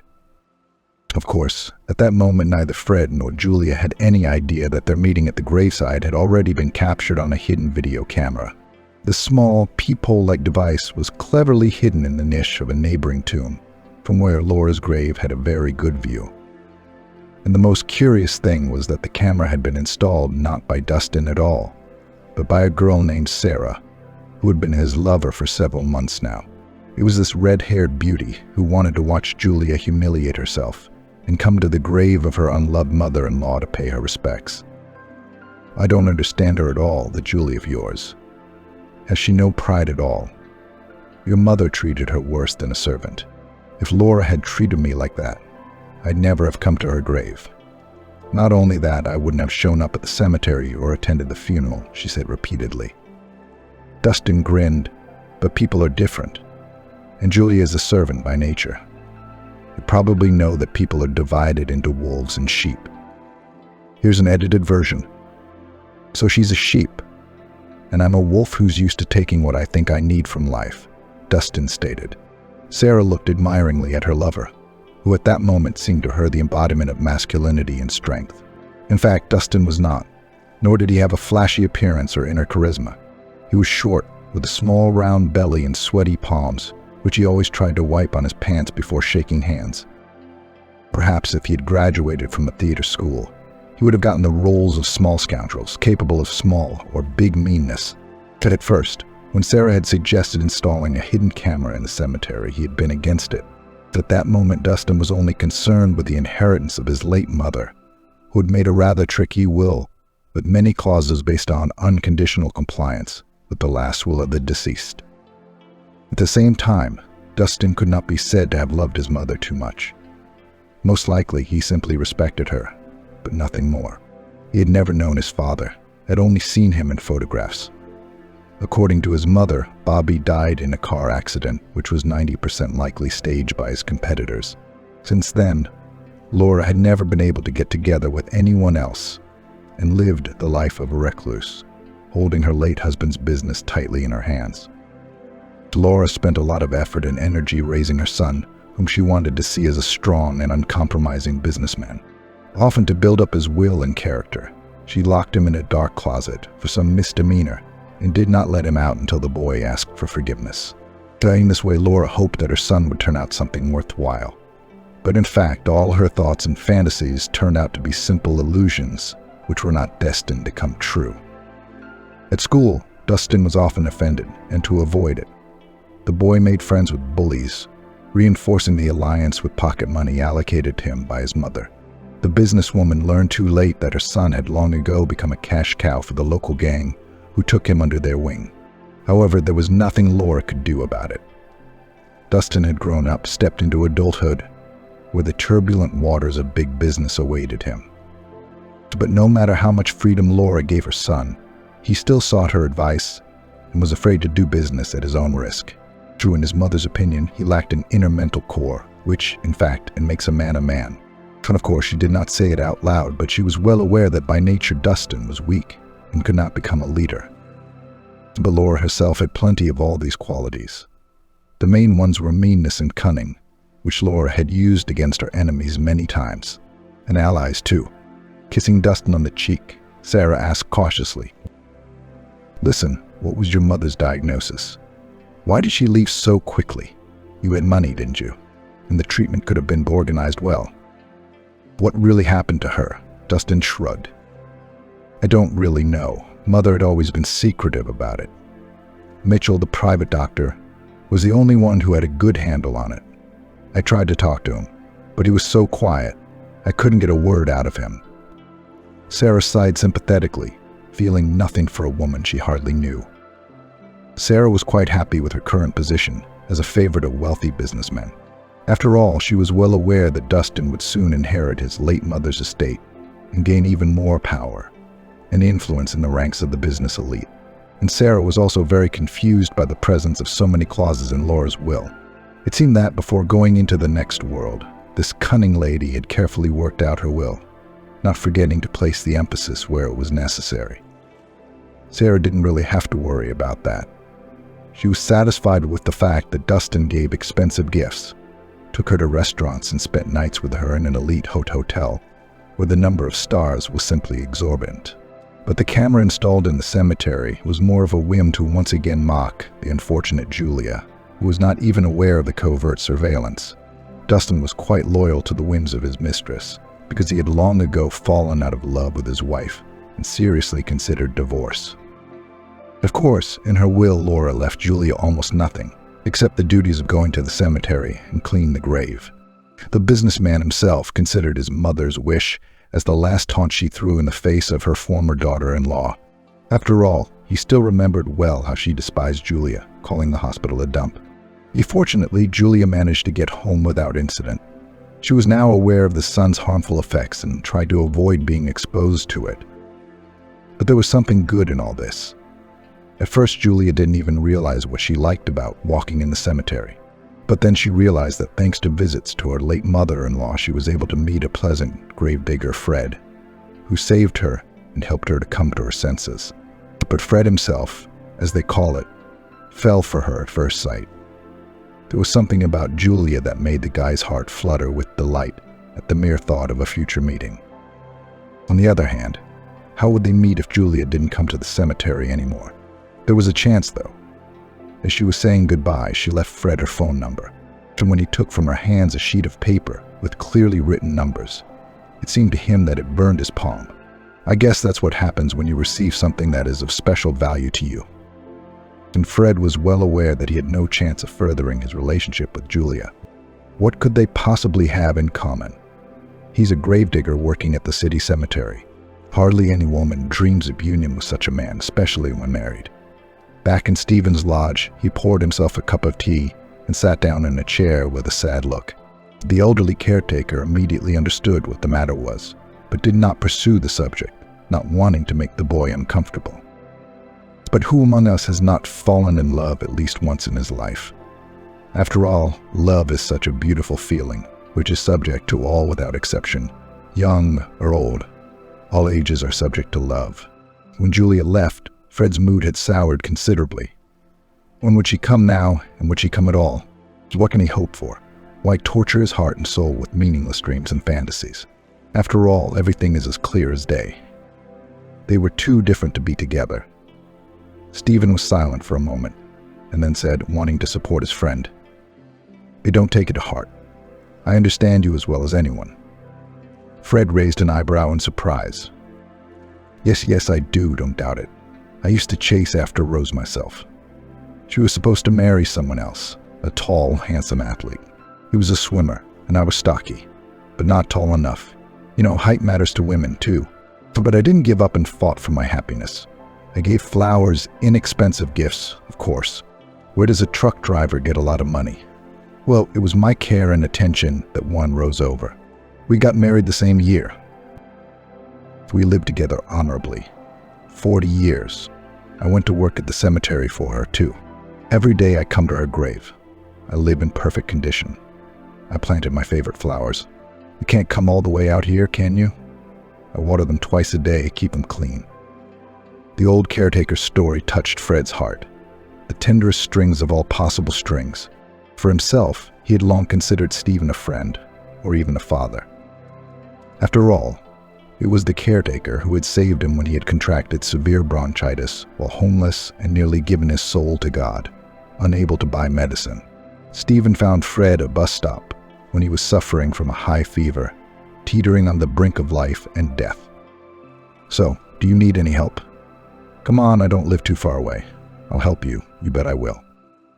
Fred struggled to lift his eyelids and looked with surprise at the older man, in whose eyes he saw a real desire to help. I need some medicine. I don't have any money. I can't work. I tried to apply to the social fund, but there is a sin all ended. I'm left with only greenery. I'd like some antibiotics, Fred said with difficulty. Stephen didn't ask any more questions, but went straight to the pharmacy. He didn't ask how Fred had ended up on the street or why he didn't have a home. What was there to talk about now? Stephen looked sympathetically at his guest, realizing that the past could not be brought back, and that, let's start a new life. And I won't let you roam around anymore. I work in a cemetery, my friend. But you could use a strong hand there. So when you get better, come to my gatehouse. I'll give you a corner and give you a job. Can you take my word for it? You won't be left without a piece of bread. Fred looked at his savior with gratitude and mentally vowed to start a new life. Perhaps if it hadn't been for Stephen in Fred's life, he wouldn't have succeeded in this task and would probably have ended up in the city cemetery. Only not as an employee, but as a deceased, unknown homeless man. Upon entering the house, the first thing Julia did was head to the bathroom for a cool shower. After all, after that baking heat outside, it was cozy and calm at home. Tomorrow she had to work another shift in therapy, where she had to work to the limit because of the shortage of nursing staff. Julia rarely complained about fate, never argued with the head of the department, who valued her for her performance and reliability. Who else would agree to go out on his day off, and even in this heat? And only Julia, showing sympathy, made concessions. Many people mistakenly thought that Julia did it to get a promotion or some other benefits, but she was not at all good at sucking up. And if she did help in any way she could, she did so only out of sincerity. Dustin was gone by the time she got home. Most likely he made another important deal that was far more important to him, in taking care of his mother's grave. Julia shook her head, then turned on the television just to get her mind off things. He had become her only friend to brighten her loneliness, while her husband was at work almost 24 hours a day. Frankly speaking, Julia didn't quite understand why he needed so much money. It was enough to live on. Though not such a course that yachts and steamships, but still they do not starve and can afford a lot of things that in her childhood Julia had never even dreamed of. Of course, she realized that Dustin had grown up in a different family, accustomed to luxury and wealth. And given that he was raised by someone like Laura, who was foolish to assume that he would grow up different from his mother, Julia looked sadly at the black frame photo of her mother-in-law, and then gloomed. Deep down, she was very hurt that they had never reconciled in her lifetime. At one point, she even began to blame herself for not repenting to her mother-in-law. Shortly before her passing that fateful day, she had been on shift when Dustin told her the sad news over the phone. Julia also wanted to help, to participate in the organization of the funeral. But her husband flatly refused to help, as if she were a stranger to him. As it happened, Julia did not take part in the funeral, and it was not because of the strained relationship between her and the late Laura. Julia rightly believed that you can't hold a grudge in your heart forever. After all, everything comes to an end, so why go into the next world holding a grudge against your loved ones? She never got an answer to this question. At the same moment, the young gravedigger Fred decided once again to go around the cemetery to see the scope of work for the coming day. In addition to digging graves, he had to maintain the cemetery's territory in proper condition, mowing the lawn, as well as occasionally trimming the trees growing around the perimeter and along the alley. And of course, He wasn't the only one doing it, and all the labor was evenly distributed among all the employees. Even Stephen did not sit idle and often took part in cleaning the surrounding areas. But for the grave of his late wife he took care of in his spare time. It so happened that many people themselves brought wreaths to the grave of Laura, who still did not give him peace. From a distance he saw a woman in a black shawl. She stood at the cross like a marble statue. The gravedigger's heart beat harder. Without wanting to, he quickened his step, and deciding to pass quickly, turned around to look at the face of the stranger. But as Fred approached the grave, the mysterious lady was ahead of him and was the first to meet his gaze, and what Fred saw made him uneasy. He felt dizzy, his eyes darkened, as if he had drunk a large dose of liquor in one sitting. No, that's just impossible. I'm imagining it. A hallucination caused by the heat, the gravedigger assured himself. He stood frozen in place. His astonishment was simple. The woman in the black shawl looked exactly like the deceased Laura. Fred was stunned, not knowing what to do next. Guessing what was going on with the gravedigger, the stranger grinned and remarked in a wryly husky voice, "Why are you frozen, my dear? You should go about your business. Stop staring at me. You've got your own amusement, haven't you?" Fred shuddered and, trying to chase away the intrusive visions, hurried toward the keeper's lodge. When Stephen saw Fred, pale as chalk, he became alarmed. "Fred, what do you like? Did something happen or did you overheat in the sun? Well, sit down and cool off. Have some tea or you might faint heat stroke. You know, chance is a tricky thing. You never know when it's going to happen." Fred looked at Stephen with a frightened look, then said, "I saw a live admirer at the very grave where Julia came today." Stephen shook his head doubtfully. "I don't think so. I think you're mistaken. It's all nonsense. I hope you're not saying it's her twin sister. There's just no such thing." But Fred persisted. He urged the caretaker to call the police. The older man looked anxiously at the gravedigger. "Fred, are you sure you haven't overheated in the sun? What am I going to tell them? That the employee saw the doppelganger of the deceased on the grave? It's funny, honestly." "It doesn't matter what's funny. I could be charged with false summons, which, that's punishable. It's administrative, but it still doesn't take the responsibility off me." Fred looked wistfully at the caretaker, but he didn't retract his words. Moreover, he grabbed the receiver of the landline phone to call the police personally. That's when Stephen realized that something strange was going on. After all, in the morning, Fred had been perfectly normal, but now he resembled a madman who had seen a ghost and thought it was more alive than anyone else. Fred had to make a lot of effort to explain to the duty officer what had happened and why he needed help. Fortunately, he was lucky. The police showed up at the cemetery a few minutes later, as the patrol car was just in the area. After listening to the gravedigger's confused story, the police officers grinned and followed him to Laura's grave. By and large, the law enforcers didn't even know where to begin. But when the stranger in the black scarf saw the officers, she immediately ran away, arousing their serious suspicions. Of course, the aged woman could not run far and was detained at the same minute.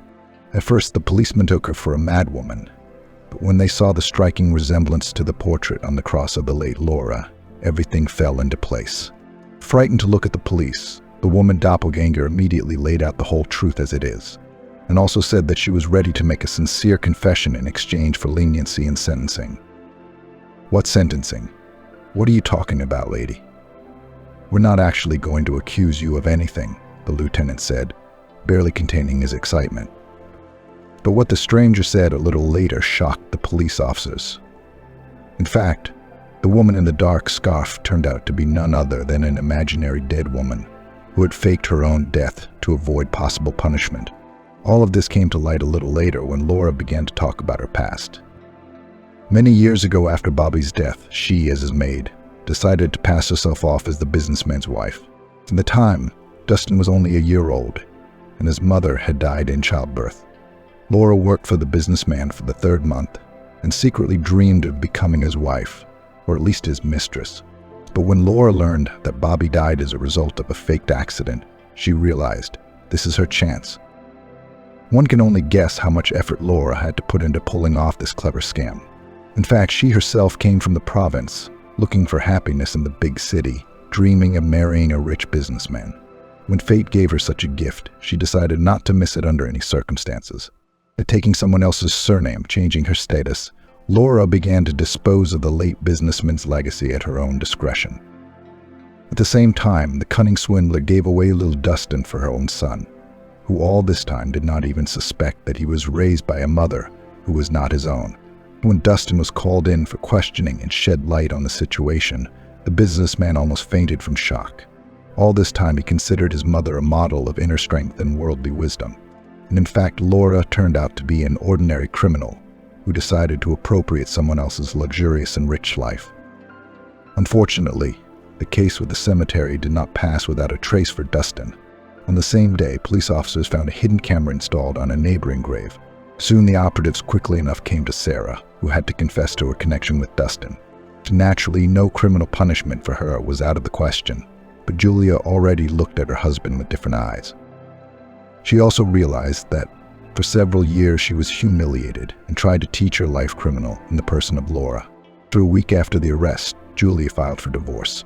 At first, Dustin resisted, tried to fix the situation, but Julia had had enough. For too long, this family bullied her, trying to humiliate and self-assert themselves at the expense of others. Already after the divorce, having received the long-awaited freedom, Julia personally thanked Fred, who at the very beginning of their acquaintance warned about the mysterious woman in a black scarf who came to the grave of her mother-in-law. As it turned out, Laura played this performance was not accidental. Someone from Bobby's distant relatives got on her trail and decided to bring her out into the open. Then Laura made up a story about his imaginary illness, so that without consequences to go into the next world and finally erase all traces of himself.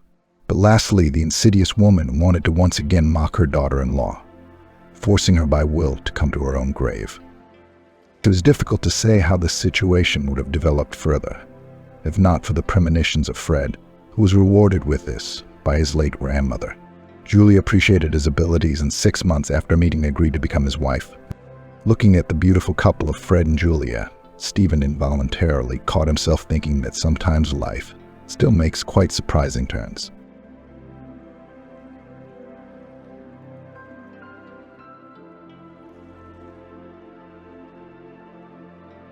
No, I don't want to hear any more of this.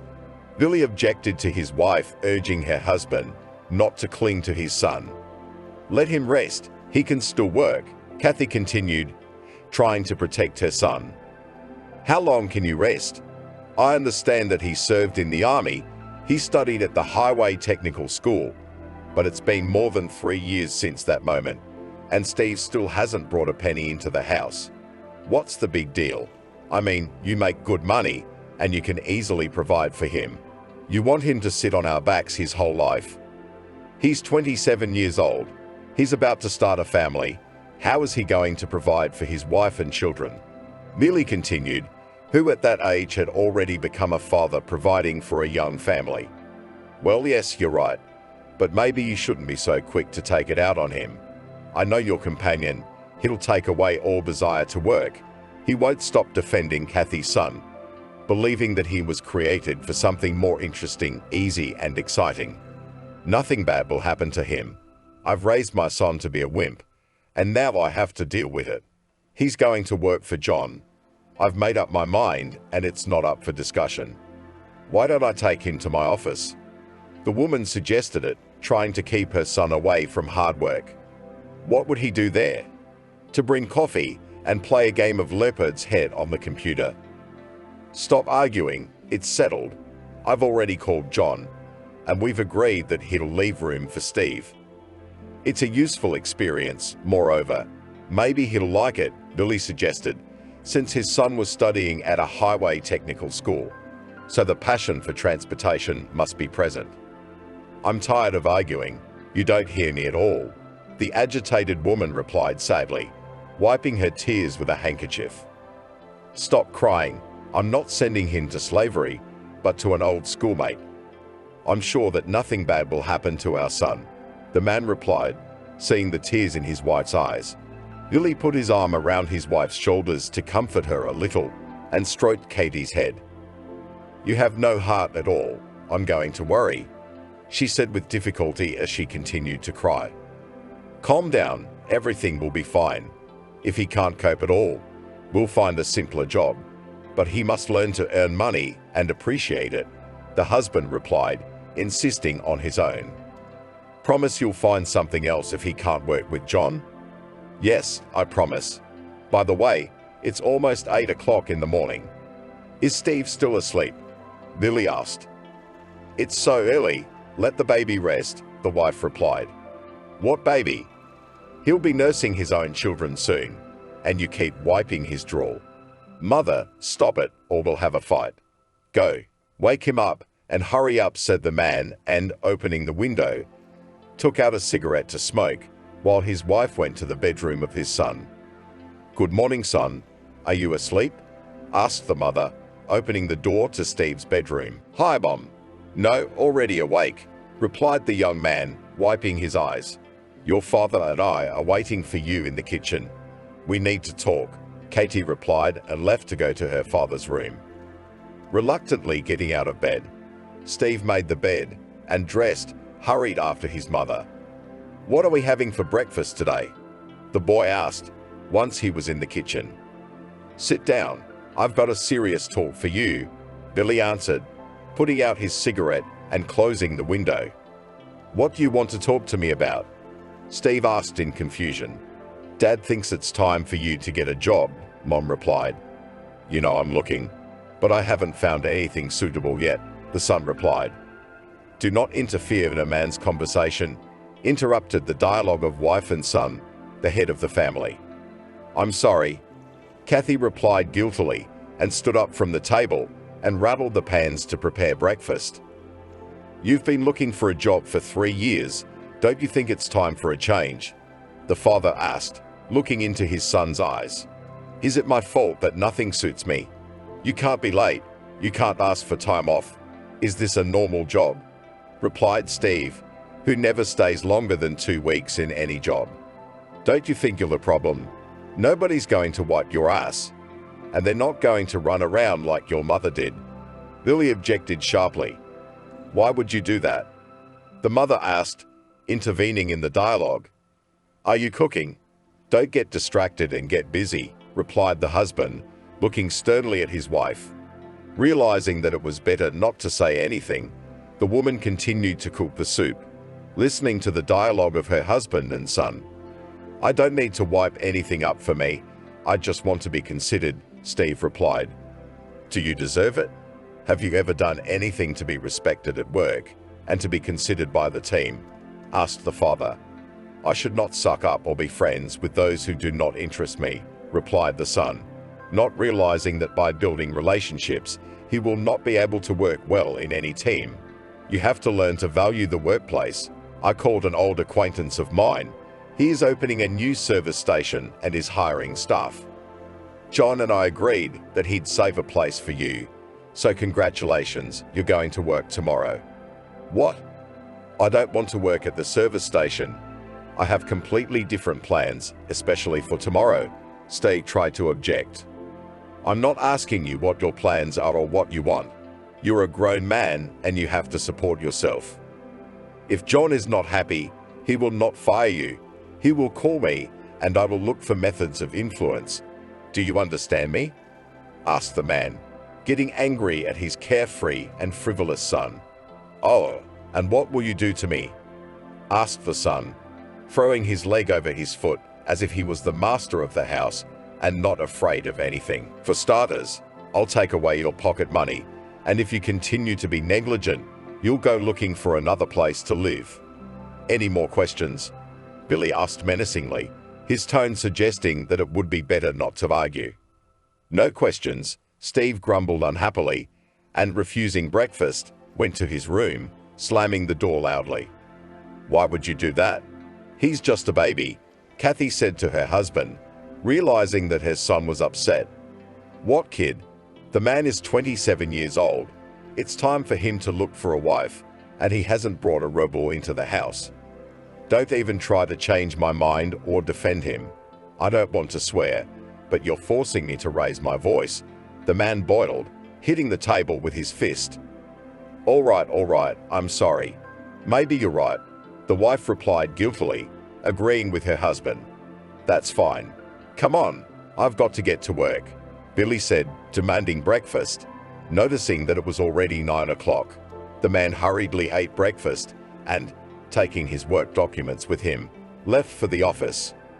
Son, maybe you'll have breakfast after all, the mother asked, looking into her son's bedroom, right after her husband had left for work. No, thank you, I did not earn, sharply replied Steve, staring at the monitor of the laptop. Why would you do that? I did nothing wrong, the woman replied guiltily, taking her son's refusal to heart.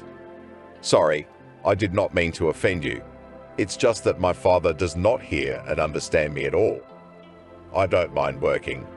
I just want to find something interesting and worthwhile, Steve replied, calming his mother and hugging her a little. I understand you, but you can see that I can't come between you. Yes, your father is strict, and maybe he was wrong to decide everything for you, but try to understand him. He wants what's best for you. He cares, and he's trying to do the best for you. Maybe you will really try to work in a service station. Maybe you will like it, asked the mother, trying to persuade her son to listen to his father. Okay, for your sake I will try, replied the son, realizing that he did not want to see tears on his mother's face. The next morning, Steve, waking up before 7 a.m. for the first time, rushed to the shower to shave and clean up. Trying not to cross with his father, the guy had breakfast and, taking his diploma with him, went to meet with the owner of the service station. Steve didn't want to work there, especially since he knew John and how strict he was, both at work and in life. At the same time, he didn't want to upset his mother, so he decided that he would do anything to please his father, at least for the first few days, until he could think of something or find a better job. Good morning, John. I'm here to see you. My father told me you had a vacancy, Steve said, greeting his father's old friend. Hello, Steve. Yes, we spoke to Billy, and he said you need a job. I can't say no to him, so I'm willing to take you on as an auto mechanic, replied the man in the business suit and gold-rimmed glasses. That's great, but I don't know much about it. Didn't you go to highway school, or am I confused? John asked in surprise. No, that's right, answered Steve and gave his employer his diploma. Well, that's not bad. But what about your employment history? I don't know where it is, but I don't think there's any need for it. I didn't work a day. I just went where my dad wanted me to go. You know how he is. Yeah, I recognize Billy. Okay, for now you'll be apprenticed to the two main mechanics. I'm sure they'll quickly teach you everything and explain how to work, John replied, realizing that Steve wasn't the best worker, but he had to keep his promise to his friend. Okay, agreed, Steve replied, realizing that he didn't have much choice. Come on, I'll introduce you to my colleagues, said the man, and having escorted the boy out of the office, went to the workshop, where two of his mentees were working on the first car, which had arrived half an hour ago. Billy, Austin, distract yourselves for a second, said John, noticing the subordinates digging under the red Mazda. Good morning, Chief, Billy replied, seeing the chief standing by the car. Hi, sorry we didn't see you. We're draining the old oil because the girl drove for 2 years without servicing the car, complimented his colleague Austin, who also crawled out from under the car to greet the chief. It's no big deal, I get it. Meet Steve and he will be working with you. He's a little inexperienced, so he'll be your apprentice. I'm sure you'll quickly teach him the job and make a good specialist out of him, John said, and entrusting Steve to his colleagues, returned to his office. Let's get acquainted. My name is Billy, and this is Austin, one of the workers answered, shaking Steve's hand. I hope we'll work well together, Steve replied and hurried into the office to change into his work clothes. Without delaying the training of their new colleague, Billy and Austin immediately introduced Steve to the work, telling him the main technical points and nuances of car maintenance. Theory without practice is dead in this business, So the men immediately put Steve behind the Mazda, step by step, telling the guy how to drain antifreeze and change the oil in the automatic transmission. Trying to obey his more experienced colleagues in everything, Steve coped with his task, but he got dirty and almost tore his pants, digging under the bottom of the car. The men realized that the colleague was practically zero, so at the end of the working day, they went up to the chief's office to talk to him. "Hello again, John. Can I come in?" Billy knocked on the door and saw the chief at his workplace. "Yes, come in," answered the man, who used a few minutes to rest and took off his glasses, putting them aside. "We wanted to talk to you about the new guy. Are you sure we want him?"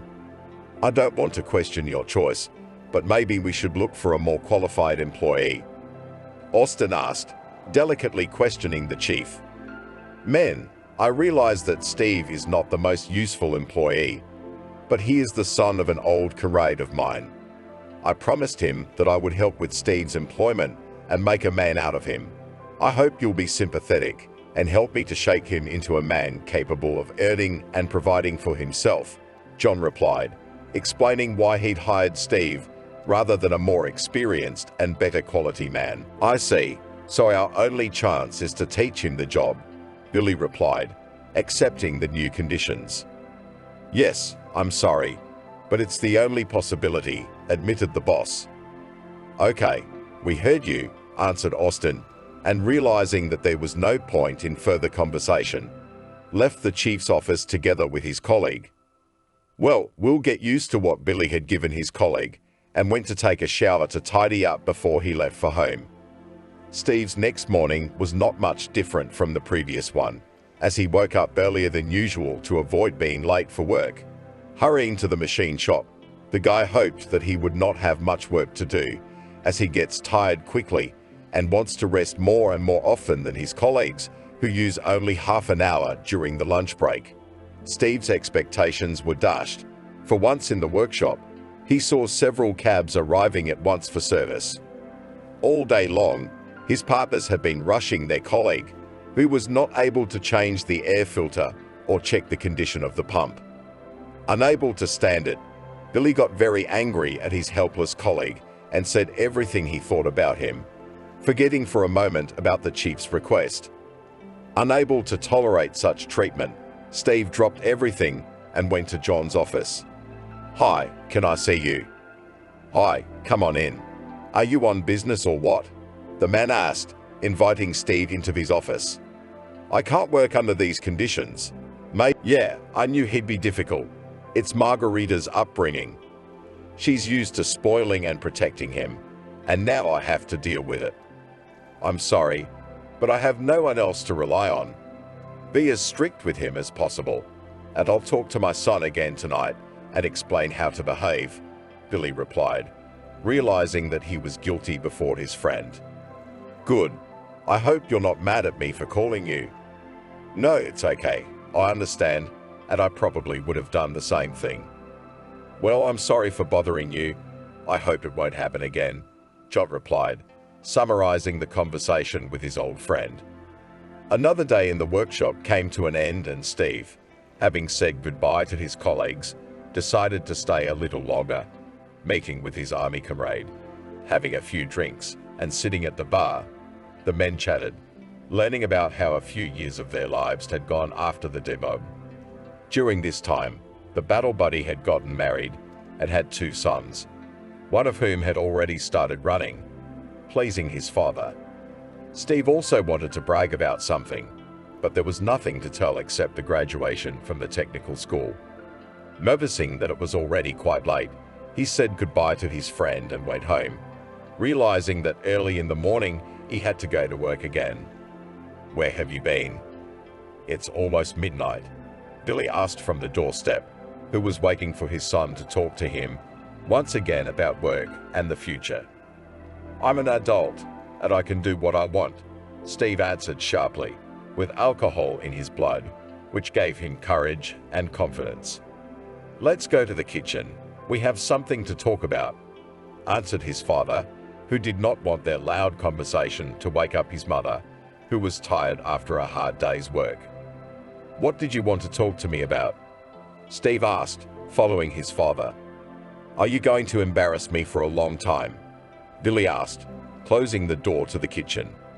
"What are you talking about? I'm working like you wanted me to. What more do you want?" "John called me today and told me how you're working there. When it comes to drinking, you're an adult. And when it comes to work, you can't lift a finger. If John ever complains to me about you again, I'll throw you out on the street with a suitcase and support you however you want. Do you understand me?" His father shouted, barely containing his emotions. "I understand," Steve answered, not wanting to continue the conversation, and went to his bedroom. Waking up in the morning, Steve takes his time at work and gets ready without fear of being late for the workshop. After taking a shower and getting ready, the guy went into the kitchen to have breakfast. The mother hastily prepared food, but noticed that the son eats reluctantly, as if he did not like something. Beginning to worry, the woman asked if Steve was all right, and he told about the night conversation with his father. The guy openly complained about the head of the family, knowing that his mother would stand up for him.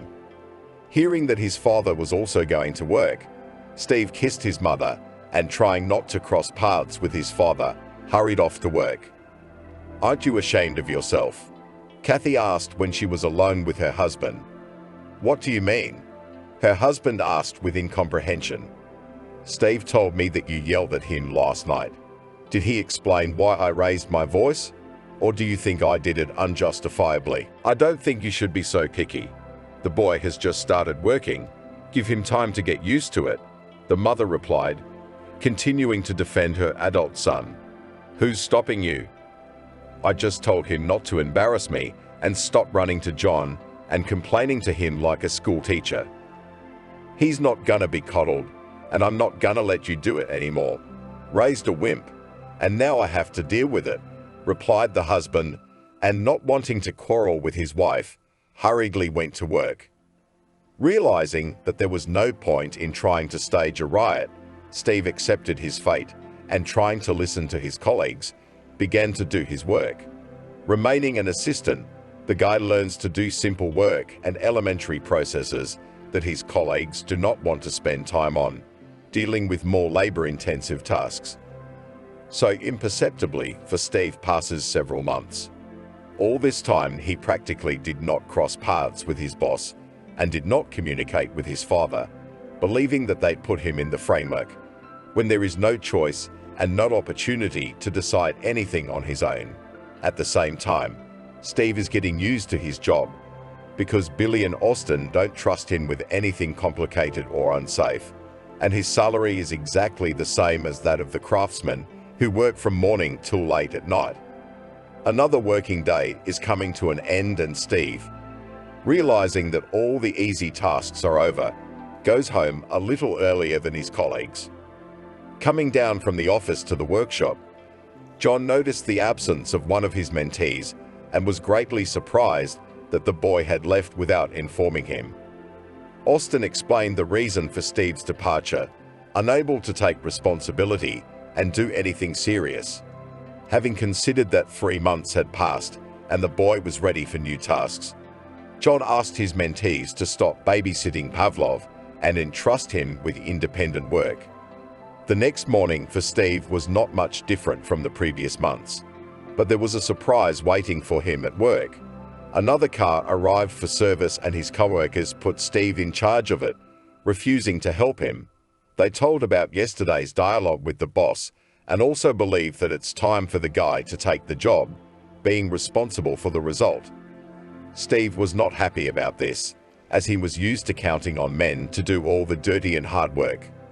Realizing that he couldn't get out of it, and talking to John wouldn't lead to anything good, Steve started checking, diagnosing, and repairing the car. After spending a few days with him, the mechanic replaced the fuel pump, radiator, and a number of other parts, which, in his opinion, were out of order. Having finished all the work, Steve called the client, informing him that the car could be picked up. "Hello, I was told that the car is ready. Can I see the result?" asked a solid and moderately well-fed man in an expensive Italian suit and shoes sparkling with cleanliness. "Good afternoon." "Yes, of course," answered Steve, hurrying to the customer. Trying to please the customer in everything, the auto mechanic showed himself as an extremely attentive worker. Everything seemed to be fine and almost perfect. But when the customer tried to start the car, there was a problem. Steve tried to solve it quickly, but he did not succeed. Moreover, smoke came from under the hood of the car, scaring and angering the customer. "What the hell is this? Not only that the car does not start, so you have finally ruined it? Call the boss. Now we will deal with and find out who of you want to buy me a new car," menacingly declared the man, starting to shout at the whole workshop. "Now, one moment," guiltily answered Steve, who did not know what to do. Running to the office of the boss, he called John to the first floor, as only he can solve the situation, avoiding a grand conflict. "Good afternoon," Richard said, the owner of the service station, recognizing in the businessman an influential businessman known throughout the city. "Hello. What is it with your masters, such that my car after the repair only got worse? It used to stall, and now it won't start at all. Not to mention the fact that there is smoke from under the hood. Is this normal?" The businessman continued to be indignant. "I'm sure we can solve this little misunderstanding in the shortest possible time," John replied, trying to calm the man who could not only ruin the reputation of the service station, but also find levers to close the service once and for all. "And I'll pay twice for the repairs?" Richard asked. "No, our foreman will pay for all the damaged parts," the owner replied, pointing at Steve. The guy tried to challenge the chief's decision, but by the expression of his eyes, he realized that it was not worth it, because he was really guilty of what had happened. "Great, that suits me fine," replied the satisfied businessman, and accepting John's invitation, went with the man to his office to drink coffee and discuss the speed of the second repair. Realizing that he wouldn't be able to find and fix the mistake on his own, Steve turned to his colleagues. Billy and Austin did not want to do extraneous work, as they had enough to do, but realized that the guy was sincerely asking for their help. Having made diagnostics, the colleagues found another problem, which Steve did not notice because of his inexperience and inattention. Despite the high cost of the car, the guy had broken a relatively inexpensive part, losing only part of his salary. Within 24 hours, the partners not only replaced all the worn-out parts, but also completely resuscitated the businessman's SUV, covering the inexperienced colleague. Trying to rehabilitate himself in front of his colleagues, who saved his wallet and reputation in the eyes of his boss, Steve invited Billy and Austin to a bar to have a drink, relax and socialize in an informal setting. It turned out that they were very pleasant and interesting men who lived hunting, fishing and other hobbies that took up all their free time. During the conversation, Steve admitted that he had lived under his mother's supervision for too long, so now he was taking his first adult steps. Apologizing to his colleagues, Steve promised to work on himself so that he wouldn't set them up again and jeopardize the service. Keeping his word, Steve began to work better, consulting his coworkers less and less on how to repair this or that car. So imperceptibly, a few more months passed. During this period, Steve became independent and quite a good specialist, pleasing not only his colleagues, but also John. At the same time, his communication with his coworkers became much better. Gradually, they became comrades, and soon they became friends, as they spent time in each other's company from early morning until late evening. As he got to know Billy and Austin more and more, Steve wanted to spend the weekend with them, and when he heard about the fishing trip, he agreed to keep them company. Waking up earlier than usual on Saturday, Steve decided to get ready for an overnight fishing trip and buy everything he needed for it. After having breakfast, he hurried to a specialized store to buy a rod, bait, and other small things, without which there is nothing to do on a fishing trip. Upon returning home, Steve told his mother about his plans and pleased the woman, because the son has not only become independent, but also gained good friends who can help in a difficult moment. With his father, the relationship also improved, because Billy no longer considered his son soft or a wimp, because the old comrade repeatedly called him, telling him about Steve's intermediate successes. "Hi, Uri. We're already in your driveway," said Austin, having reached Steve. "Hi. Yeah, just a couple more minutes, and I'm on my way out," Steve replied, and after throwing another sweater in his bag with everything he needed, he hurried downstairs. "So, are you ready for fishing?" Billy asked, meeting his coworker. "Of course I'm ready, but this is the first fishing trip of my life, so don't judge me harshly," answered Steve, who was happy to spend time with his friends and smiled like a child who had received a New Year's present he had long dreamed of. Leaving the city, the men found a rented house near the lake. Having thrown all the things in the house, they decided to spend time outdoors to build a fire and cook something to eat on an open fire. While Steve and Billy were busy making a fire and preparing for dinner, Austin went to the shore and returned a half hour later, having caught a few small fish.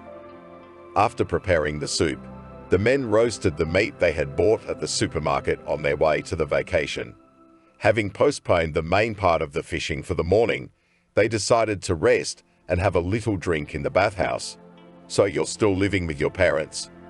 Austin asked, pouring the white wine. "Yeah, for now. It was my first serious job, so I didn't have any money for rent, and I don't see any point in looking for a separate apartment because I don't have anyone," Steve answered. "With your size, it's not surprising. You've been in the army, and you look like you've been lying on the couch all your life," Billy said. "The army is in the distant past, and after the demo, I didn't want to do anything with myself," Steve answered, drinking another shot. "Well, you should. In order to get some beautiful girl to pay attention to you, you have to pump yourself up," said the tipsy Austin. "That's right, Austin's got a point. It's time for you to find someone else, or you'll live with your parents until you retire," supported his friend Billy. "Maybe you're right, but where can I find girls when I'm always at home or at work?" "A couple of weeks ago, we opened a new fitness center, Scala. Have you heard of it?" Austin asked Steve. "No, this is the first time I've heard of it. I was there a couple days ago, and not only can you get fit, but you can meet girls there, dozens of them. You want slim, you want tall. There's something for every taste," Austin continued. "I don't know. It must be very expensive," Steve replied. "Don't worry. The prices there are quite democratic, and it's worth it," replied Austin and started laughing, realizing that this is the most budget-friendly way to find a beautiful girl to get to know better. "Okay, we'll go there sometime," Steve agreed, realizing that he couldn't refuse his friend's offer.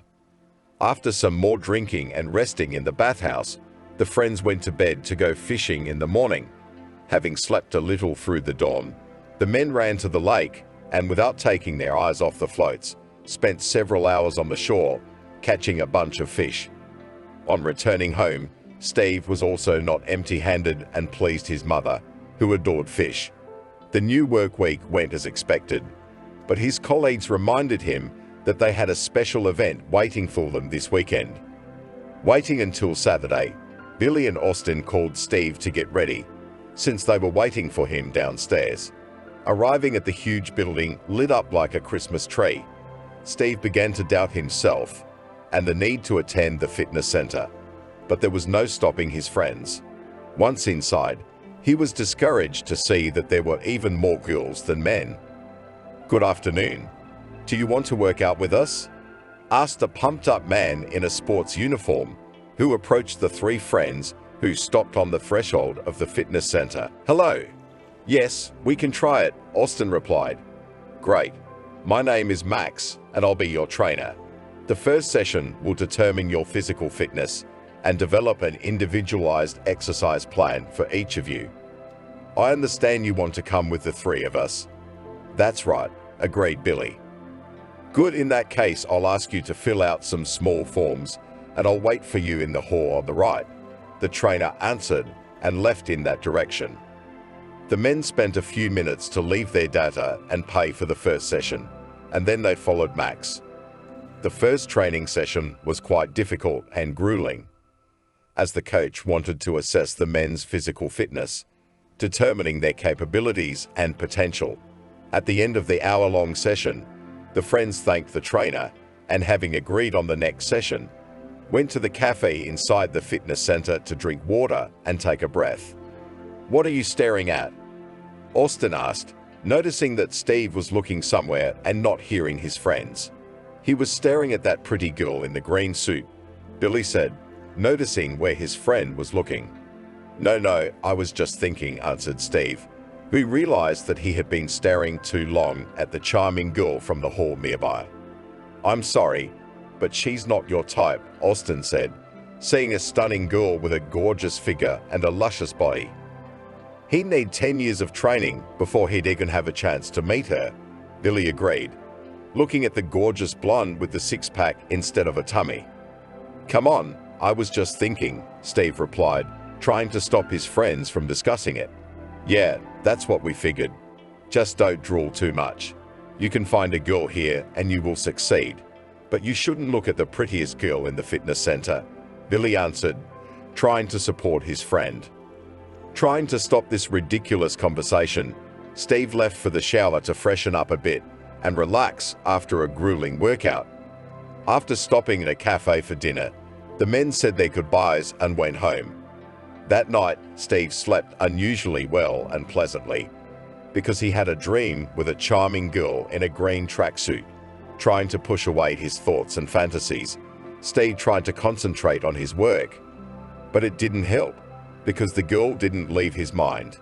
Waiting for another workout, Steve decided to use the moment while his friends were busy exercising and talk to the coach. "Excuse me, Max, but can I ask you a question not related to our training?"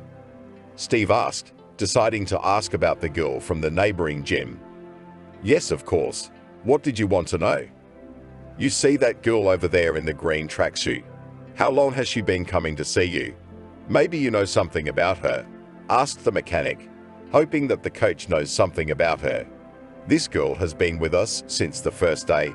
Her name is Maddie," answered Max. "You know everyone that well?" Steve was surprised. "No, she just doesn't train. She works as a coach like me. In that gym, we have athletics, and you won't find a professional better than Maddie in our city." "So your colleagues?" "Then everything is clear," answered Steve, who felt a little embarrassed by the situation. Deciding not to continue the dialogue, he returned to the training, trying to concentrate on physical exercises with dumbbells and weights. While continuing to work and attend workouts, Steve repeatedly pays attention to the blonde girl from the neighboring gym. She constantly dreams about him and gives him no peace, but Steve realizes that he has no chance because she is too good. For weeks on end, Maddie doesn't get out of his head, and it becomes all too apparent. Friends realize that Steve has fallen in love for the first time and persuade him to meet a girl, because it is not so terrible, and there are always chances. He refuses his friend's idea to the last, but then Austin and Billy say that they will risk getting to know her instead of him. Jealous of his colleagues, Steve decides to try to communicate with the girl. Having finished the class a little earlier than his friends, the guy headed to the neighboring hall to watch the pretty girl's workout. "Hello, are you coming to our practice or what?" Maddie asked, noticing a strange guy standing near the front door to their gym. "Hello.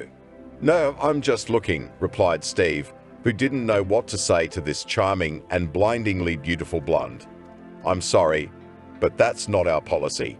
You can join the workout or, if you don't mind, leave this room," Maddie replied, admonishing the stranger. "All right, I'll leave, but only on one condition," the boy replied, deciding that this was his first and last chance. "What's that?" "You'll agree to have dinner with me in a restaurant," Steve replied, gathering all his will and courage into a fist.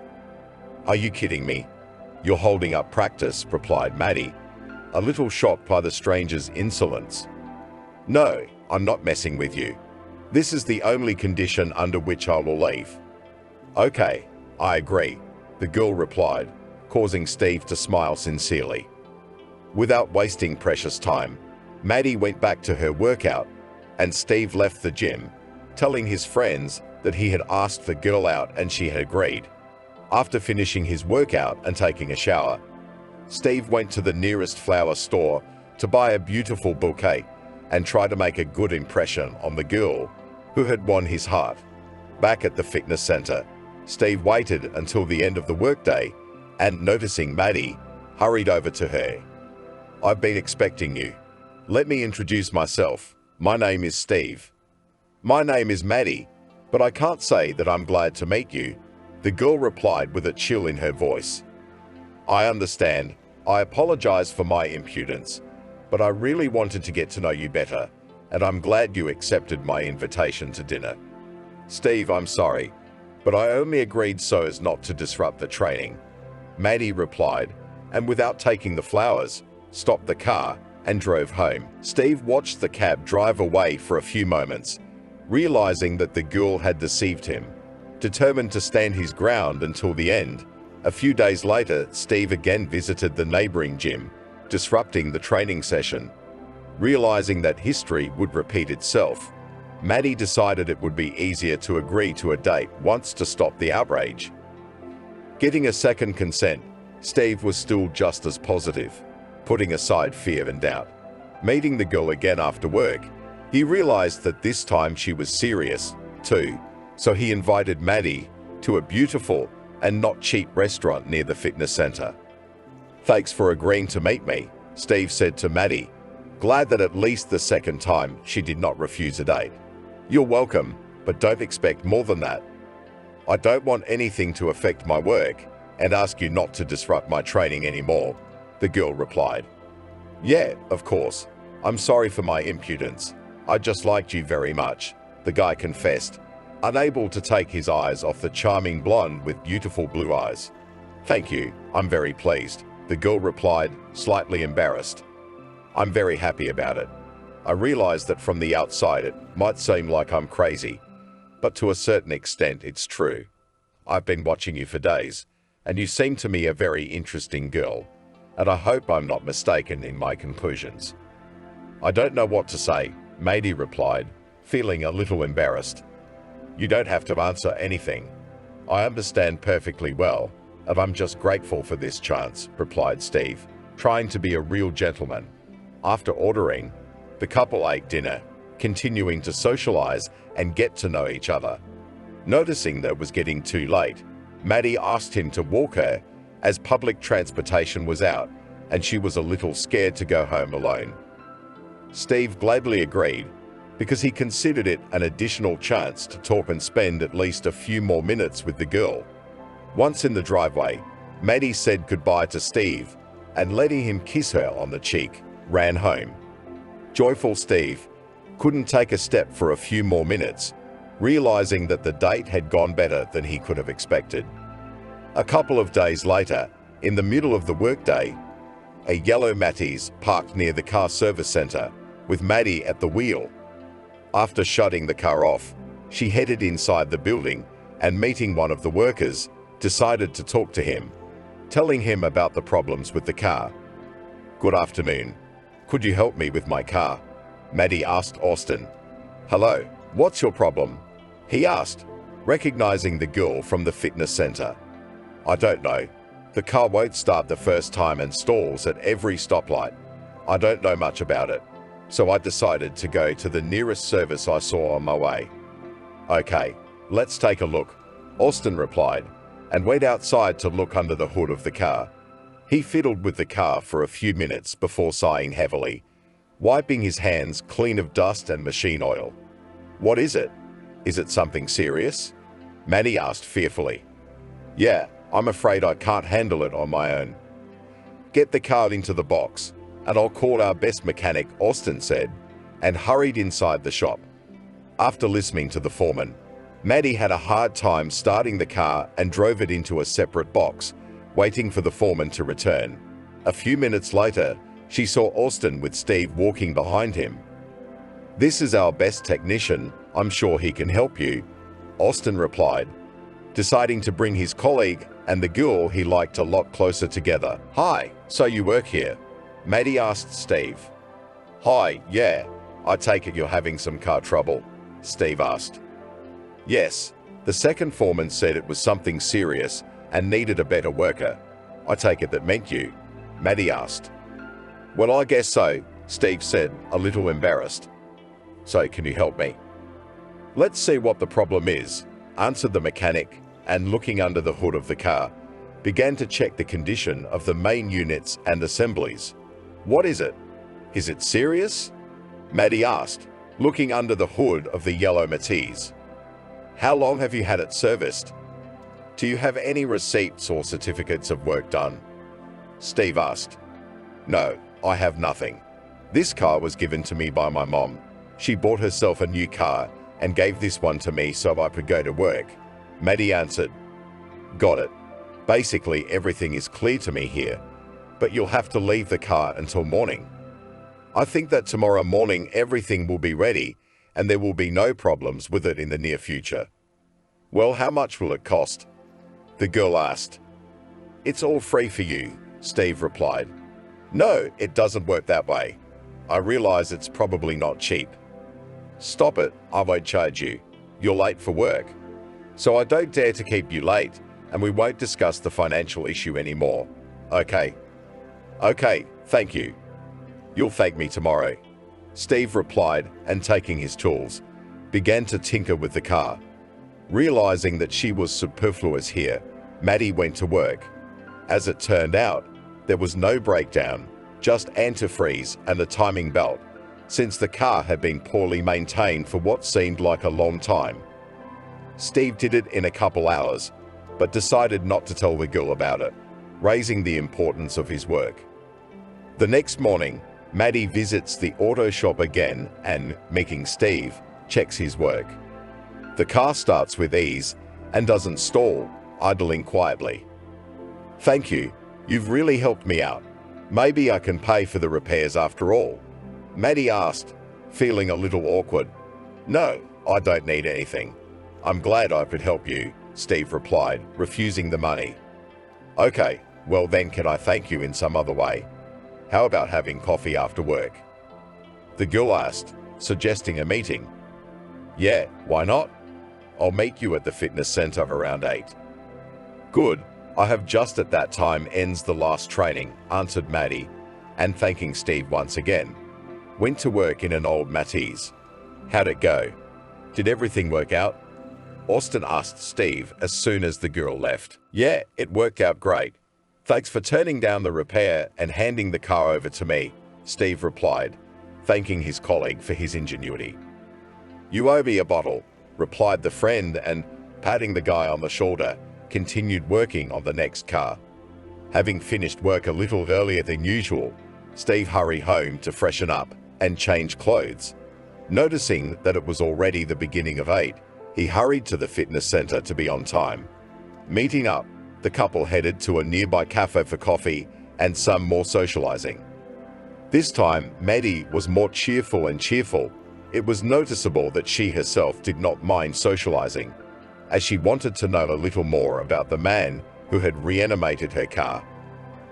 Counting on another meeting, Steve asked for her cell phone number, realizing that the girl might refuse. To his surprise, Maddie readily agreed, as she is excited about the new meeting and is ready for it any day. Walking back to the fitness center, the couple walked a bit in the park and came to the parking lot so Maddie could drive home. The next night, Steve decides to call the girl to set up another appointment. "Hey, it's Steve. I hope I'm not interrupting you." "Hi. No, I'm fine. How are you?" "Fine. I finished work and decided to call to ask if you want to meet in a couple hours," Steve asked, hoping that the girl would agree. "In principle, it is possible. Will you wait for me after the training or meet me somewhere in a cafe?" "I'll make you after work." "Okay, then I'll meet you at 8, Maddie replied, summarizing the conversation. Meeting again after work, the couple decided to go to the movie theater for one of the last shows. Having bought tickets for the last row, Maddie and Steve hardly saw the movie, as it was much more interesting to make out while enjoying each other's company. A few dates later, Steve realized that the girl had the same strong interest in him as he had in her, so he did not waste time and offered Maddie a serious relationship. As expected, the girl agreed, because she enjoyed spending time together with Steve and generally liked the guy, despite his modest appearance and financial situation. Rejoicing at the new stage in his life, Steve comes to work the next morning with a triumphant look, as if he won the lottery yesterday. Friends notice the elevated mood of his colleague, but because of the large amount of work, do not ask about what has happened, waiting for a lunch break. After finishing repairing another car, Austin and Billy headed into the back room to make coffee and grab some snacks. A few minutes later, Steve joined them, deciding to take a break before continuing with the maintenance on the car they had received that morning. "What are you so happy about? Did you find money on the street, or did you dig up some treasure?" Austin asked, trying to find out the reason for Steve's smile that hadn't disappeared from his face since this morning. "Remember that gorgeous blonde from the fitness center, repairing her old Matties?" Steve asked. "Of course we do. It's impossible to forget her," Billy pointed out. "She's been my girlfriend since yesterday," Steve said, bragging to his friends. "Are you serious, or are you kidding?" Austin asked, not believing his own ears. "No, I'm quite serious. She and I have been on several dates, and last night I proposed to her," Steve replied. "Maybe you dreamed it?" Billy asked, deciding to play a little joke on his colleague. "You don't believe me? I can bring her over to get to know her better," Steve replied, a little perturbed by his friend's distrust. "We believe you, and congratulations, because you managed to get one of the most beautiful girls. The main thing is not to miss your luck. There will be no second chance," answered Austin, supporting his friend. "By the way, since you're not lonely now, why don't we go to the country house in pairs this weekend? The ladies would get acquainted, socialize, and we wouldn't be so bored," Billy suggested. "Why not? I just need to discuss the matter with Maddie, and if she doesn't mind, we can go to the same cabin as last time," agreed Steve, hoping that his girlfriend would also agree to spend the weekend in the fresh air. In the evening, he waits for Maddie from work and, deciding to take a walk in the park, tries to ask about the weekend, fearing to get a rejection. The girl notices that the guy is worried and frankly nervous, as if he wants to talk about something, but does not know where to start. Deciding to push him into a dialogue, Maddie decides to be the first to ask about what's troubling Steve. "Is something wrong? You're a little jumpy today," the girl said. "No, nothing's wrong. Just some friends suggested a weekend trip out of town, and I don't know how to tell you about it." "What's the big deal?" "It's a great idea because you need to spend time with them as well as me." "No, you don't understand. They want us to go to the countryside as a couple," Steve replied, explaining why he was so nervous. "And you were nervous about that?" "I don't mind, because they are your friends and sooner or later I'd have to meet them," the girl answered coldly. "Do you really think so?" Surprised asked the guy, assuming that he would have to persuade Maddie for a long time. "Of course, how could it be otherwise? I will gladly keep you company, and I'm sure we will have a good time." Hearing these words, Steve hugged and kissed the girl, because she is not only insanely beautiful, but also wise. Having seen Maddie home, Steve called Billy and Austin back, informing them that everything was in order and the cabin could be booked. Meanwhile, the girl went up to her house and, realizing that she wouldn't be home that weekend, decided to talk to her parents, giving them a heads up. "I need to talk to you about something," said the girl when she saw her father and mother in the kitchen. "What do you want to talk about?" the father asked. "I want to go to the country this weekend to relax a little." "That's a good idea. We want to get away too," the mother said. No, I want to go with my boyfriend," replied Maddie. "What? You have a boyfriend?" Dad was surprised. "Yes, I just didn't want to talk about it right away, since we just started dating," replied the girl. "Who is he?" What does he do? Is he from a good family? Mom asked, trying to find out more about her daughter's new boyfriend. He works as a mechanic in a car repair shop. I can't say anything else, as I don't know his parents. A mechanic? Shouldn't you have found someone better? The father asked indignantly. What's wrong with this profession? I don't care about material status, and it's more important that Steve is a good person, replied the daughter. All right, so be it. When will you introduce us to him? The mother asked. I'll do it a little later. For now, we want to go and relax with his friends.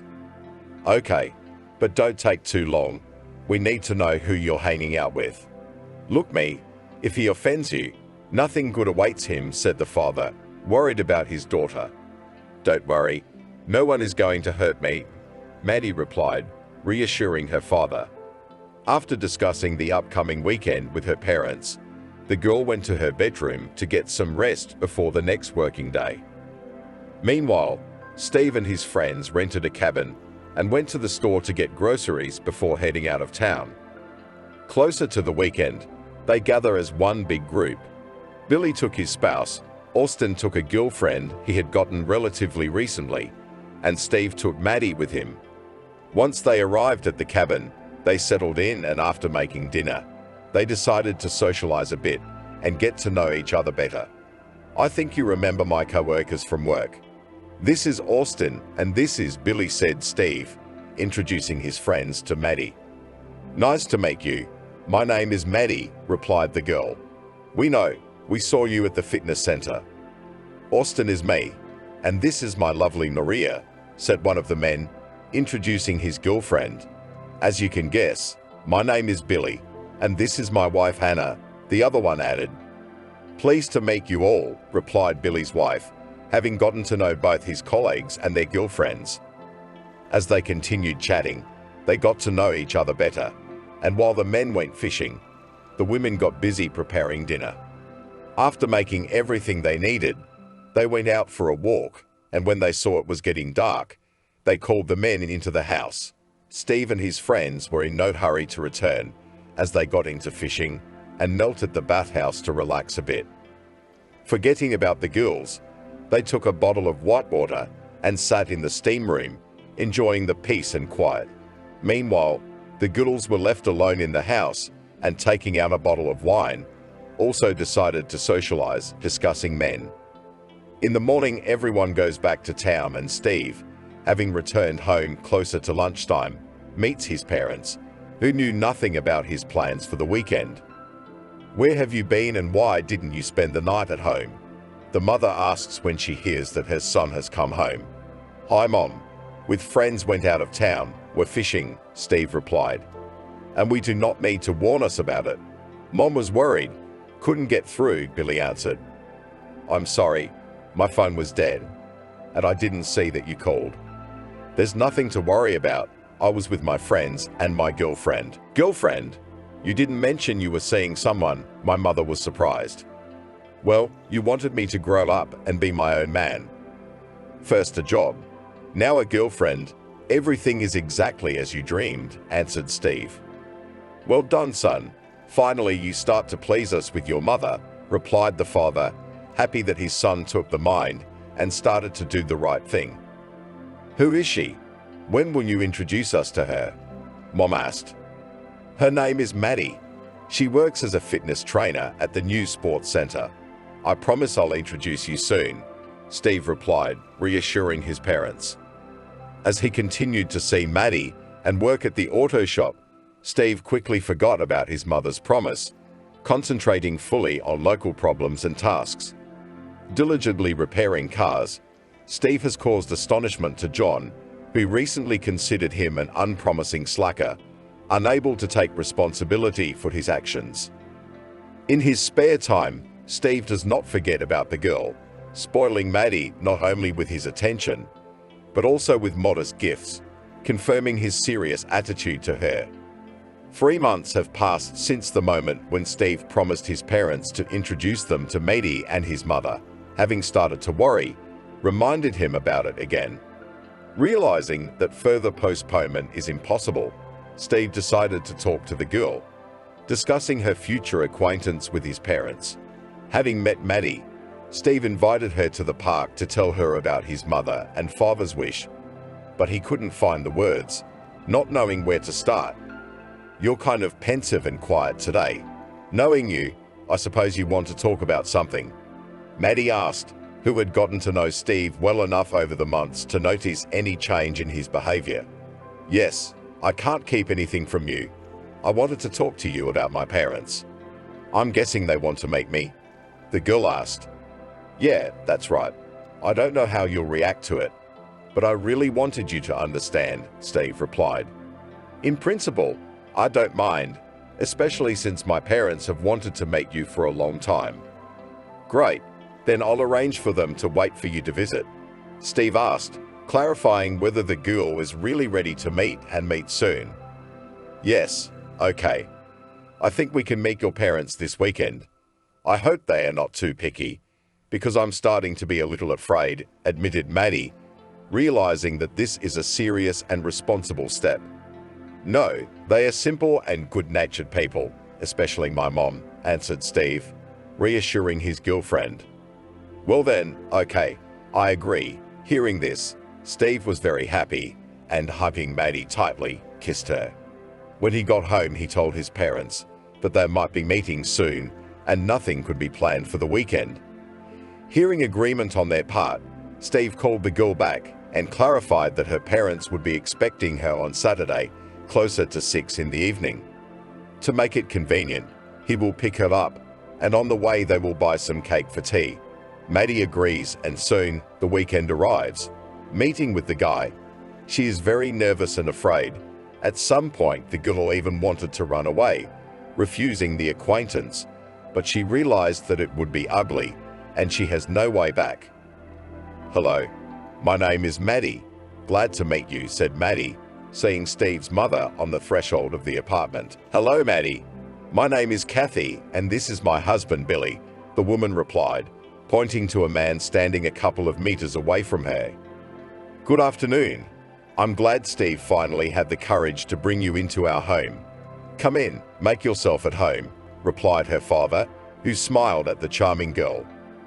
"Father is happy, don't worry," Steve whispered in Maddie's ear, noticing that her father liked her a lot. "Come in, we'll have tea," answered the mother, and leaving the children to their father, ran to the kitchen to finish preparing for dinner. "First wash your hands, and then to the kitchen," added the father, and, embarrassed, left after his wife.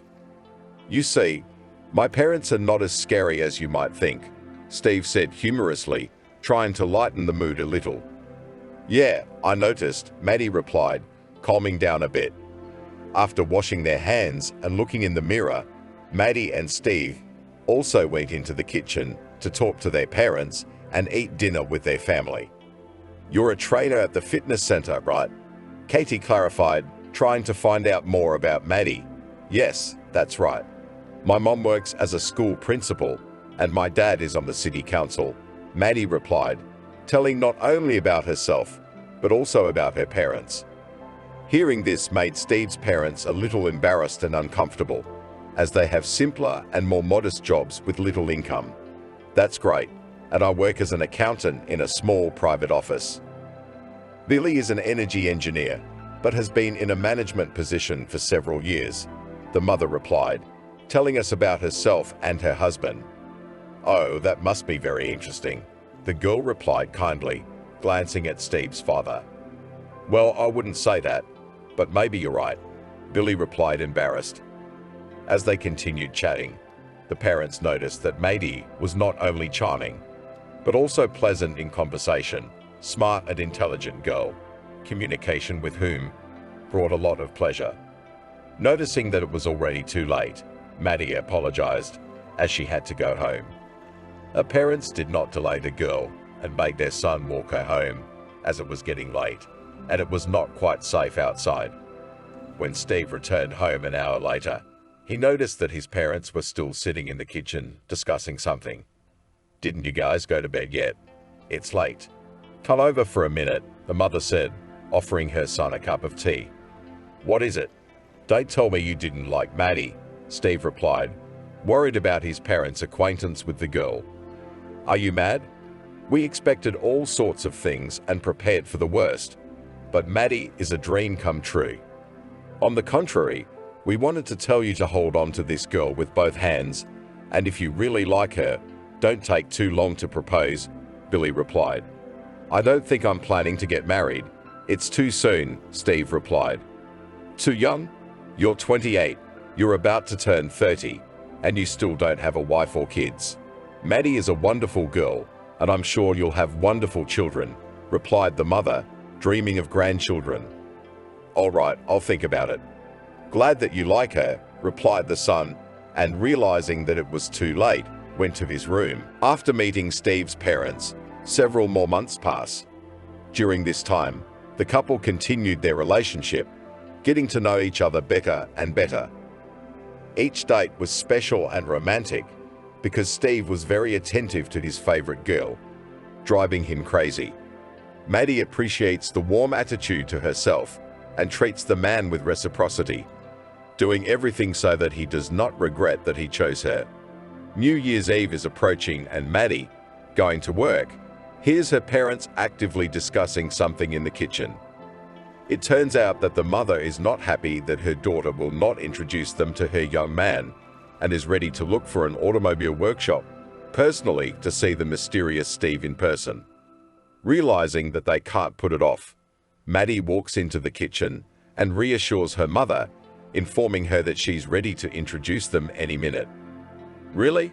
You're really ready for us to meet your boyfriend?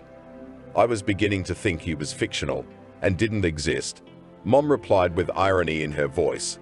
No, he's real and you'll soon see it. You can say where and when you're ready to meet him and I'll talk to Steve. Invite him to our house for a holiday dinner, answered the father, realizing that New Year's Eve is a family holiday, during which it will be very useful to meet his daughter's fiancé. Okay, agreed, Maddie replied and left for work. Realizing that she still had a few minutes before the beginning of the working day, the girl decided to call Steve, warning him that her parents wanted to meet him and it was impossible to delay. Hello, my favorite. Aren't you busy? The girl asked, getting through to the man. Hi, sweetheart. No, I just arrived at the workshop. And how are you there?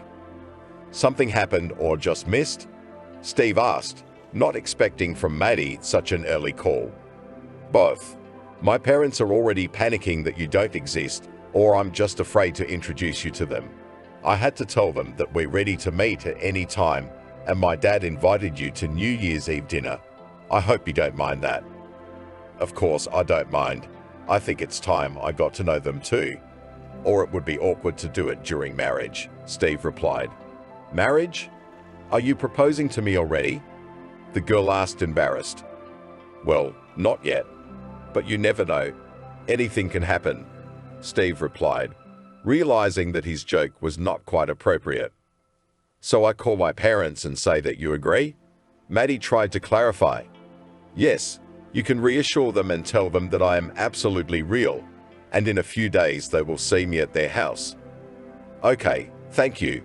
Maddie answered and hung up the phone and called her parents back to tell them that the New Year's Eve dinner would be held in Steve's company.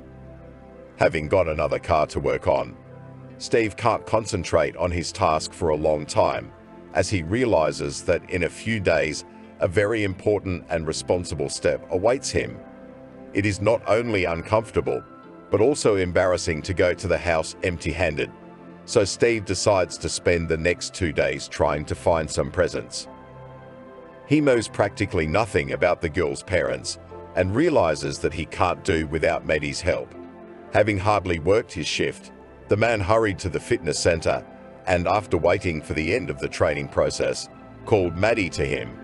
Hi, what are you doing here? I thought we didn't have an appointment today, she said, not expecting to see Steve. Hi, yeah, I understand, but we need to talk. What's up? Did you change your mind? Maddie asked, scared. No, I haven't changed my mind. That's not what I meant.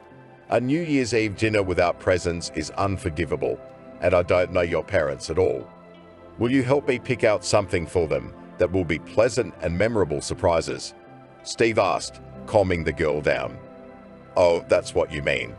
Of course I'll help, replied Maddie, realizing that it was no big deal. After having coffee at the fitness center, Maddie went home and Steve called his friends to borrow some money since his salary does not allow him to buy several good gifts at once.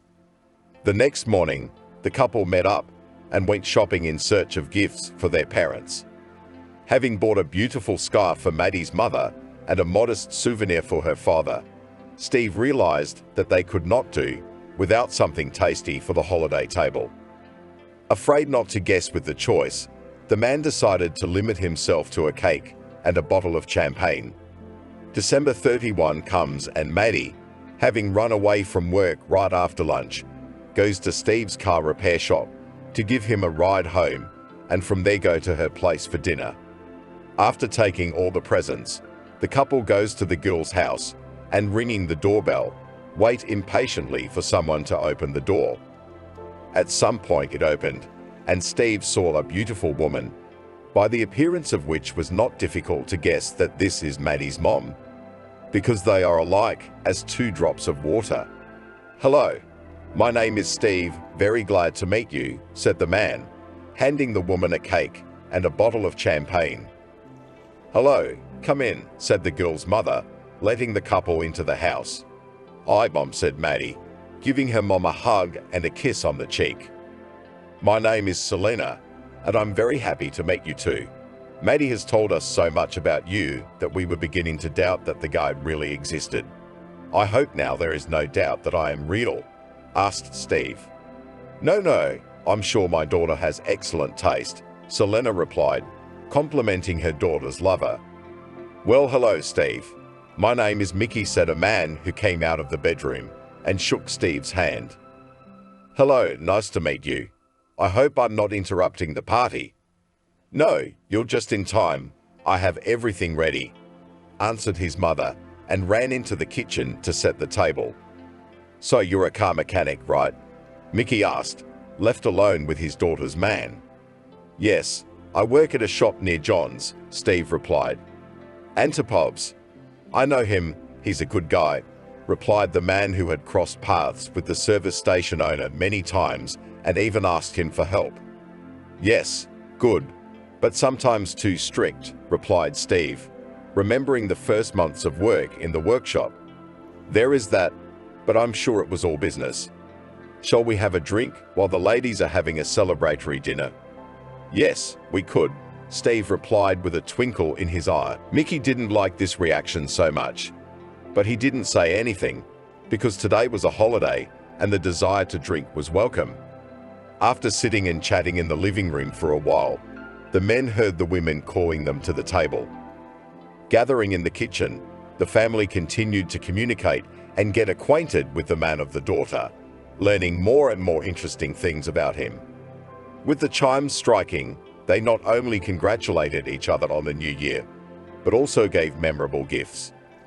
Selena and Mickey were pleasantly surprised by Steve's attention, but even more they were conquered by the fact that he guessed with the gifts, giving really useful and necessary things for them. Steve was also happy about it, realizing that he had earned a little plus for himself and would be able to leave a good impression of himself. Celebrating New Year's Eve, Steve and Maddie decided to take a little walk and go to the city center to watch the festive fireworks. The parents did not object, realizing that young people need to have fun and have fun. After going downtown, the couple discussed meeting Maddie's parents and concluded that everything went better than one might expect. Upon returning home, Maddie tried to talk to her parents and, according to her mother, was able to ascertain that she really liked Steve. Her father isn't happy with everything, but he's perpetually grouchy and not happy with much in life in general, so her mother advises her to ignore what he has to say. A couple of weeks later, Maddie is preparing to celebrate her 25th birthday and decides to book a table at a cafe, gathering work colleagues and acquaintances. Realizing that Steve might be uncomfortable around strangers, Maddie suggests that he invite Austin and Billy, especially since she has become friends with their other halves Maria and Anna.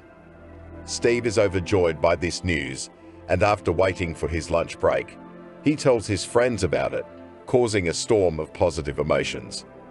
Realizing that the number of guests began to increase, Maddie called back to the cafe and ordered not just a table, but a small room where they could have fun without paying attention to other visitors. Meeting at the cafe, Austin, Maria, Billy and Anna congratulate the girl on her birthday by giving her presents. Soon, Maddie's work colleagues arrive at the party, who also decided not to reinvent the wheel, presenting money for the girl to spend on what she needs most. The last to arrive at the party is Steve, explaining that he has a special surprise to present at the end of the evening. Having filled their glasses, everyone once again congratulates Maddie on her birthday and cheerfully celebrates this event, dancing and singing at karaoke. Gradually, the evening comes to an end, and realizing this, Steve decides to reveal his surprise. "Maddie, can I talk to you for a minute?" said the man, realizing that soon the guests will begin to disperse. "Yeah, sure. Remember, I told you that at the end of the evening, you will have a special surprise?" Steve asked, anticipating an interesting and original gift. "Yes, you said that at the beginning of the evening," Maddie confirmed. "We've known each other for a while, and I've realized that I'll never find a better girl than you. You're smart, beautiful, and just a wonderful person that I've never doubted for a minute, and I hope I never will. Today is your day, and I want to make it the brightest and most memorable. I hope this gift will make you happy," said Steve, and knelt down and pulled a ring box out of his pocket. "Oh my God, are you serious?" asked a shocked Maddie, realizing what was going on. "Yes, and you, when will you be ripe?" Maria asked, elbowing her man in the side. "As soon as," so immediately he answered, trying not to be specific. "Fill your glasses," she said. "Yes," said Billy, realizing that Austin had to be rescued and his girlfriend's attention diverted. Gradually, the birthday celebration turned into a proposal celebration that lasted about another hour. Realizing that it was too late, the couple left the cafe and Steve took his favorite girl home. The next morning, he waited for Maddie at the entrance with a bouquet of flowers, as in the evening they agreed that they would not delay the marriage in a long box and will go to the registry office to apply and decide on the date. Meeting Maddie, Steve and his girlfriend hit the promise they made to each other the night before. Back home, Steve tells his parents that he has proposed, and this morning, he and Maddie have already applied to the registry office. Mother and father are truly happy because their son has chosen a wonderful girl and has finally become an adult, independent and able to take responsible male actions. "Mom, Dad, we need to talk," said Maddie, returning home, who also decided to tell her parents about everything. "Yes, daughter, is something wrong?" asked her mother, trying to understand what Maddie wanted to talk about. "Steve proposed to me yesterday, and we applied for the registry office this morning. I hope you're happy." "Yes, my daughter, I'm very happy for you," Selena replied tearfully and hugged her daughter. "Are you in no hurry? Maybe we should meet a little more," asked the father. "What are you starting?" "Stop it. They are happy and love each other," the woman objected to her husband, so that he did not spoil the mood of his daughter with stupid questions. "No, we are not in a hurry. We did it consciously and are ready to become husband and wife," coldly replied Maddie, not giving in to the provocation of her father. "Good girl, everything is right," Selena supported her daughter. Mickey wanted to say something else, but at some point he changed his mind and went out to the entrance to have a smoke to relax a little and not to continue the conversation. When he returned to the apartment a few minutes later, he also congratulated his daughter and wished her to be happy, because she really deserved it.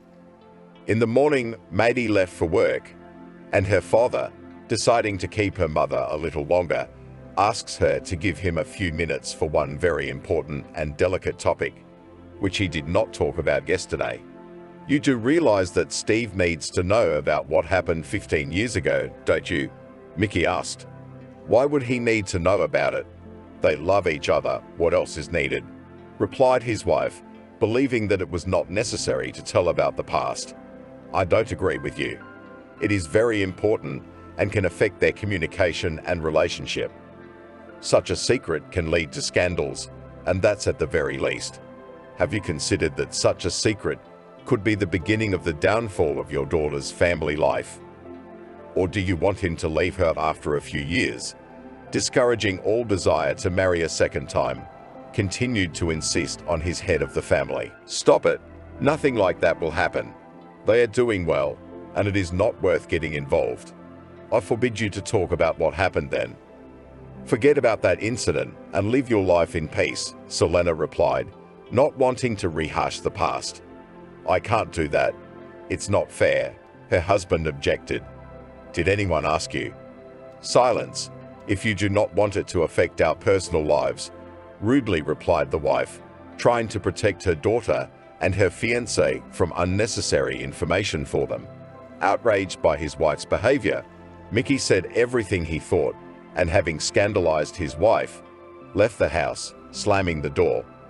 After a walk in the fresh air, the man went to a cafe and decided to drink a whitewash to calm down a little and let the situation go, trying not to interfere in his daughter's personal life and not to spoil the upcoming wedding. A couple of days later, Mickey realizes that he as a man and head of the family should not only support his daughter, but also help financially, because her fiancé is not rich, and the wedding should be lavish and memorable. Getting ready for the wedding, Mickey rented an expensive restaurant, allocating money for a cake, a suit for the groom, and an exquisite dress for the bride. Having spent heavily, the man does not count the money, realizing that his daughter deserves to be the happiest. The hustle and bustle and preparations continue, and imperceptibly, the wedding day approaches. Realizing that the wedding is already in a few days, Mickey again gives in to panic because Steve knows nothing about what happened in the distant past. Returning home early, the man decides to have another talk with his wife, discussing an old family secret. He is convinced that it is impossible to hide such a thing, and Selena believes that with the truth her husband can not only destroy the relationship between Maddie and Steve, but also cause his daughter a severe psychological trauma, since she does not know anything. Forget it. I've told you several times not to bring it up again. I don't want our daughter to suffer and cry, said Selena, demanding that her husband continue to keep the secret. If the feelings are serious and Steve really loves our daughter, it will not interfere with their relationship. If it is not and he leaves her, then let it all happen on the eve of the wedding, and not during married life, when Maddie will spend all the best years on someone who does not deserve it, said Mickey, and not seeing in his wife's eyes understanding, left the house again. Realizing that this cannot go on indefinitely, the man leaves to meet Steve. Arriving at the service station, Mickey looks for Steve, and having met his boss, asks John to take him to his future son-in-law. Hi, we need to talk and urgently, says the man, meeting Steve. Hi, okay, I'll be done with the car repairs now and we can talk, the auto mechanic replied. Your shift is over for today. John intervened in the conversation, realizing that Mickey is a serious and solid man who wouldn't come just for fun. Good, then let's meet in 15 minutes at the cafe.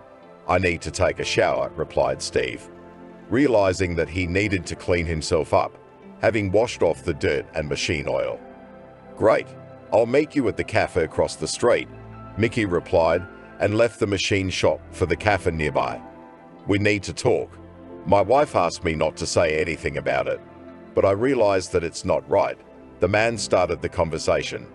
What do you mean? Steve asked with incomprehension. The thing is that 15 years ago, Maddie often went fishing with me.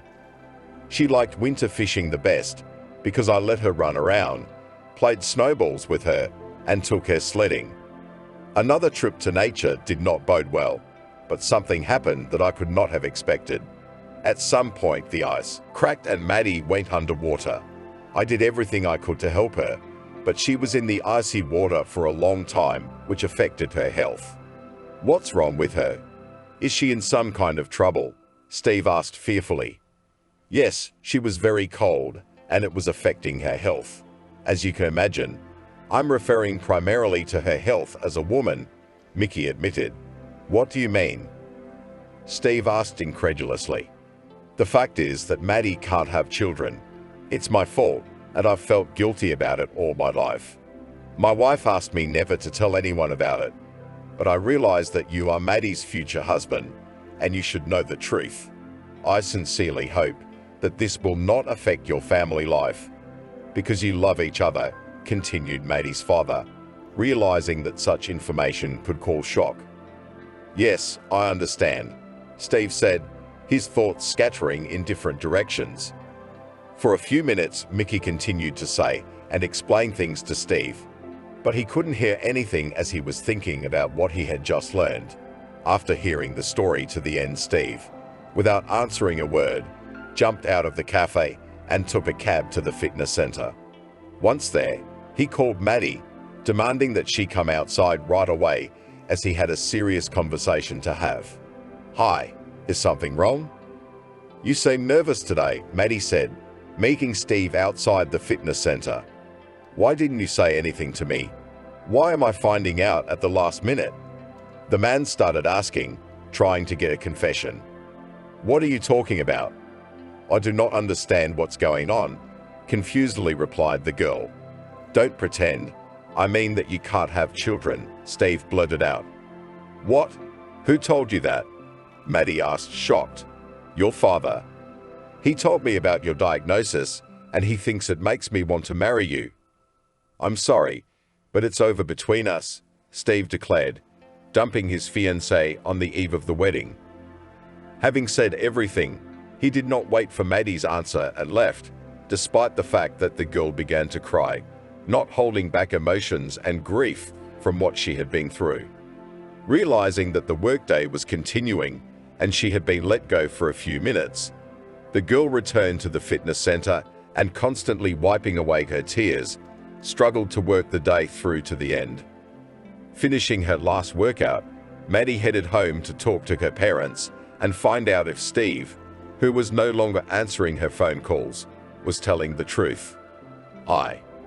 Is it true that I can't have children? Maddie asked from the doorstep when she saw her mother. Hi, daughter. Who told you that? Asked the mother, not expecting that the girl could know about it. My father talked to Steve, and when he found out, he left me.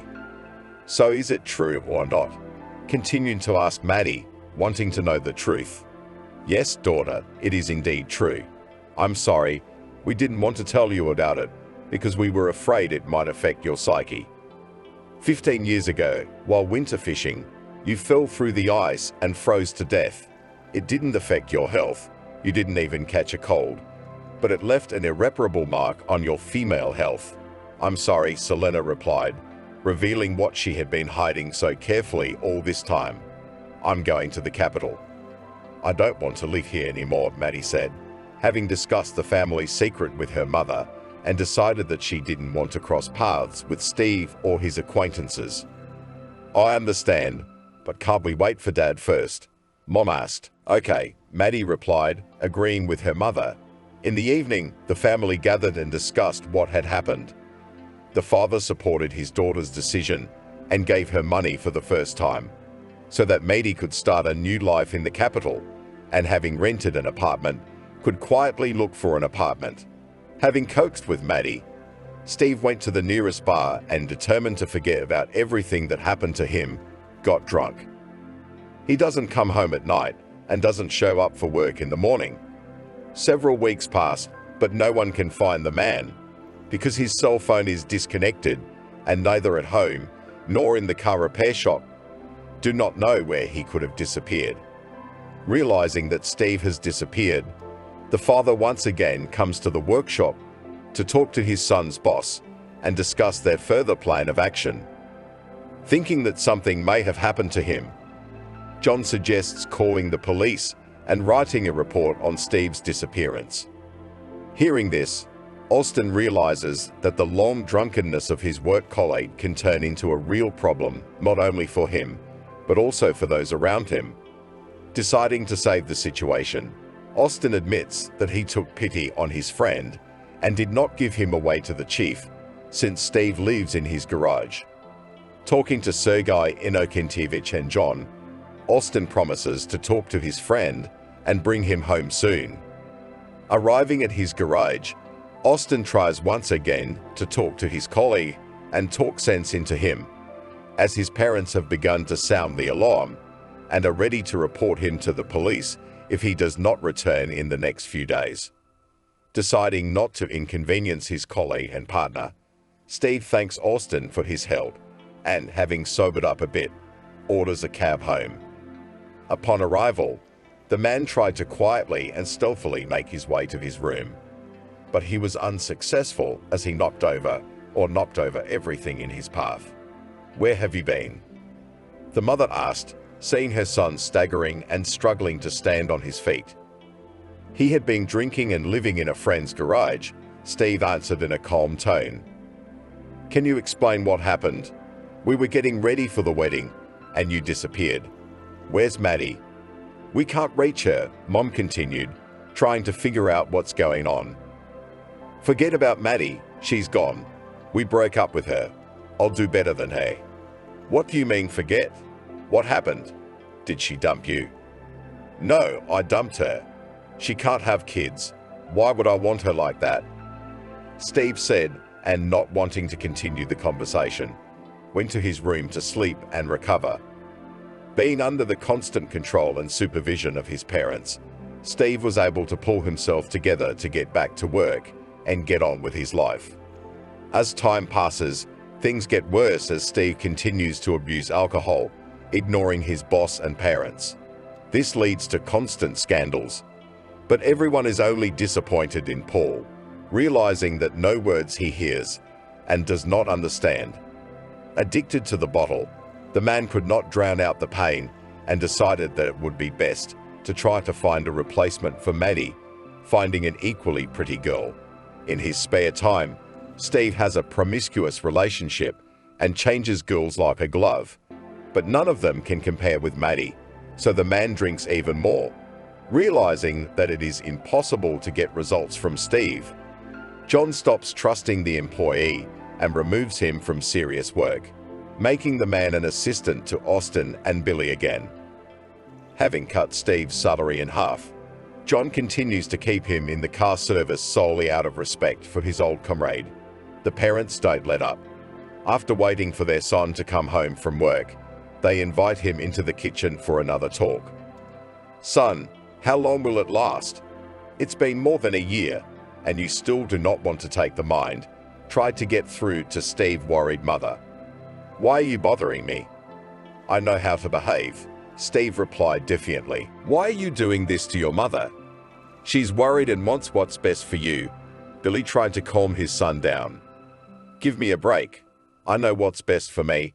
I don't want to hear or discuss anything," the son replied and left the house, again asking Austin to shelter him in the garage so that no one would interfere with his immoral lifestyle.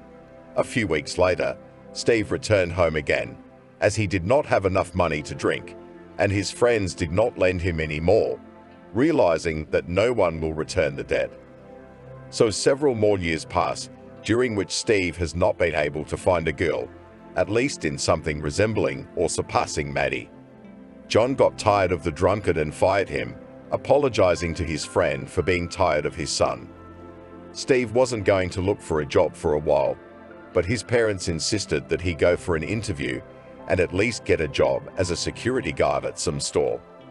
After receiving another rejection, Steve returned home and took a bottle of white water and turned on the news.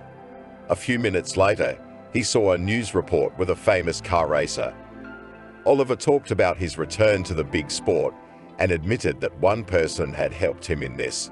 It was to this woman, who became his wife, that he decided to dedicate his first victory at the World Championship, which started in the capital. When Oliver introduced his wife, Steve was numb with surprise when he saw Maddie holding the hands of two babies on the screen and bit his lip in self-pity. Turning off the TV, he drifted off to sleep, but he couldn't sleep, having spent the most painful night of his life. Barely waiting until morning, Steve mustered up the courage to call Maddie. "Hello, did you want something?" the woman asked, answering the phone. "Hi, yes, I'd like to meet," Steve said, not expecting her to answer at all. "Okay, I don't mind. I'll be in the capital for 2 more days, if you want to come and talk," answered Maddie, and distracted by the children, hung up.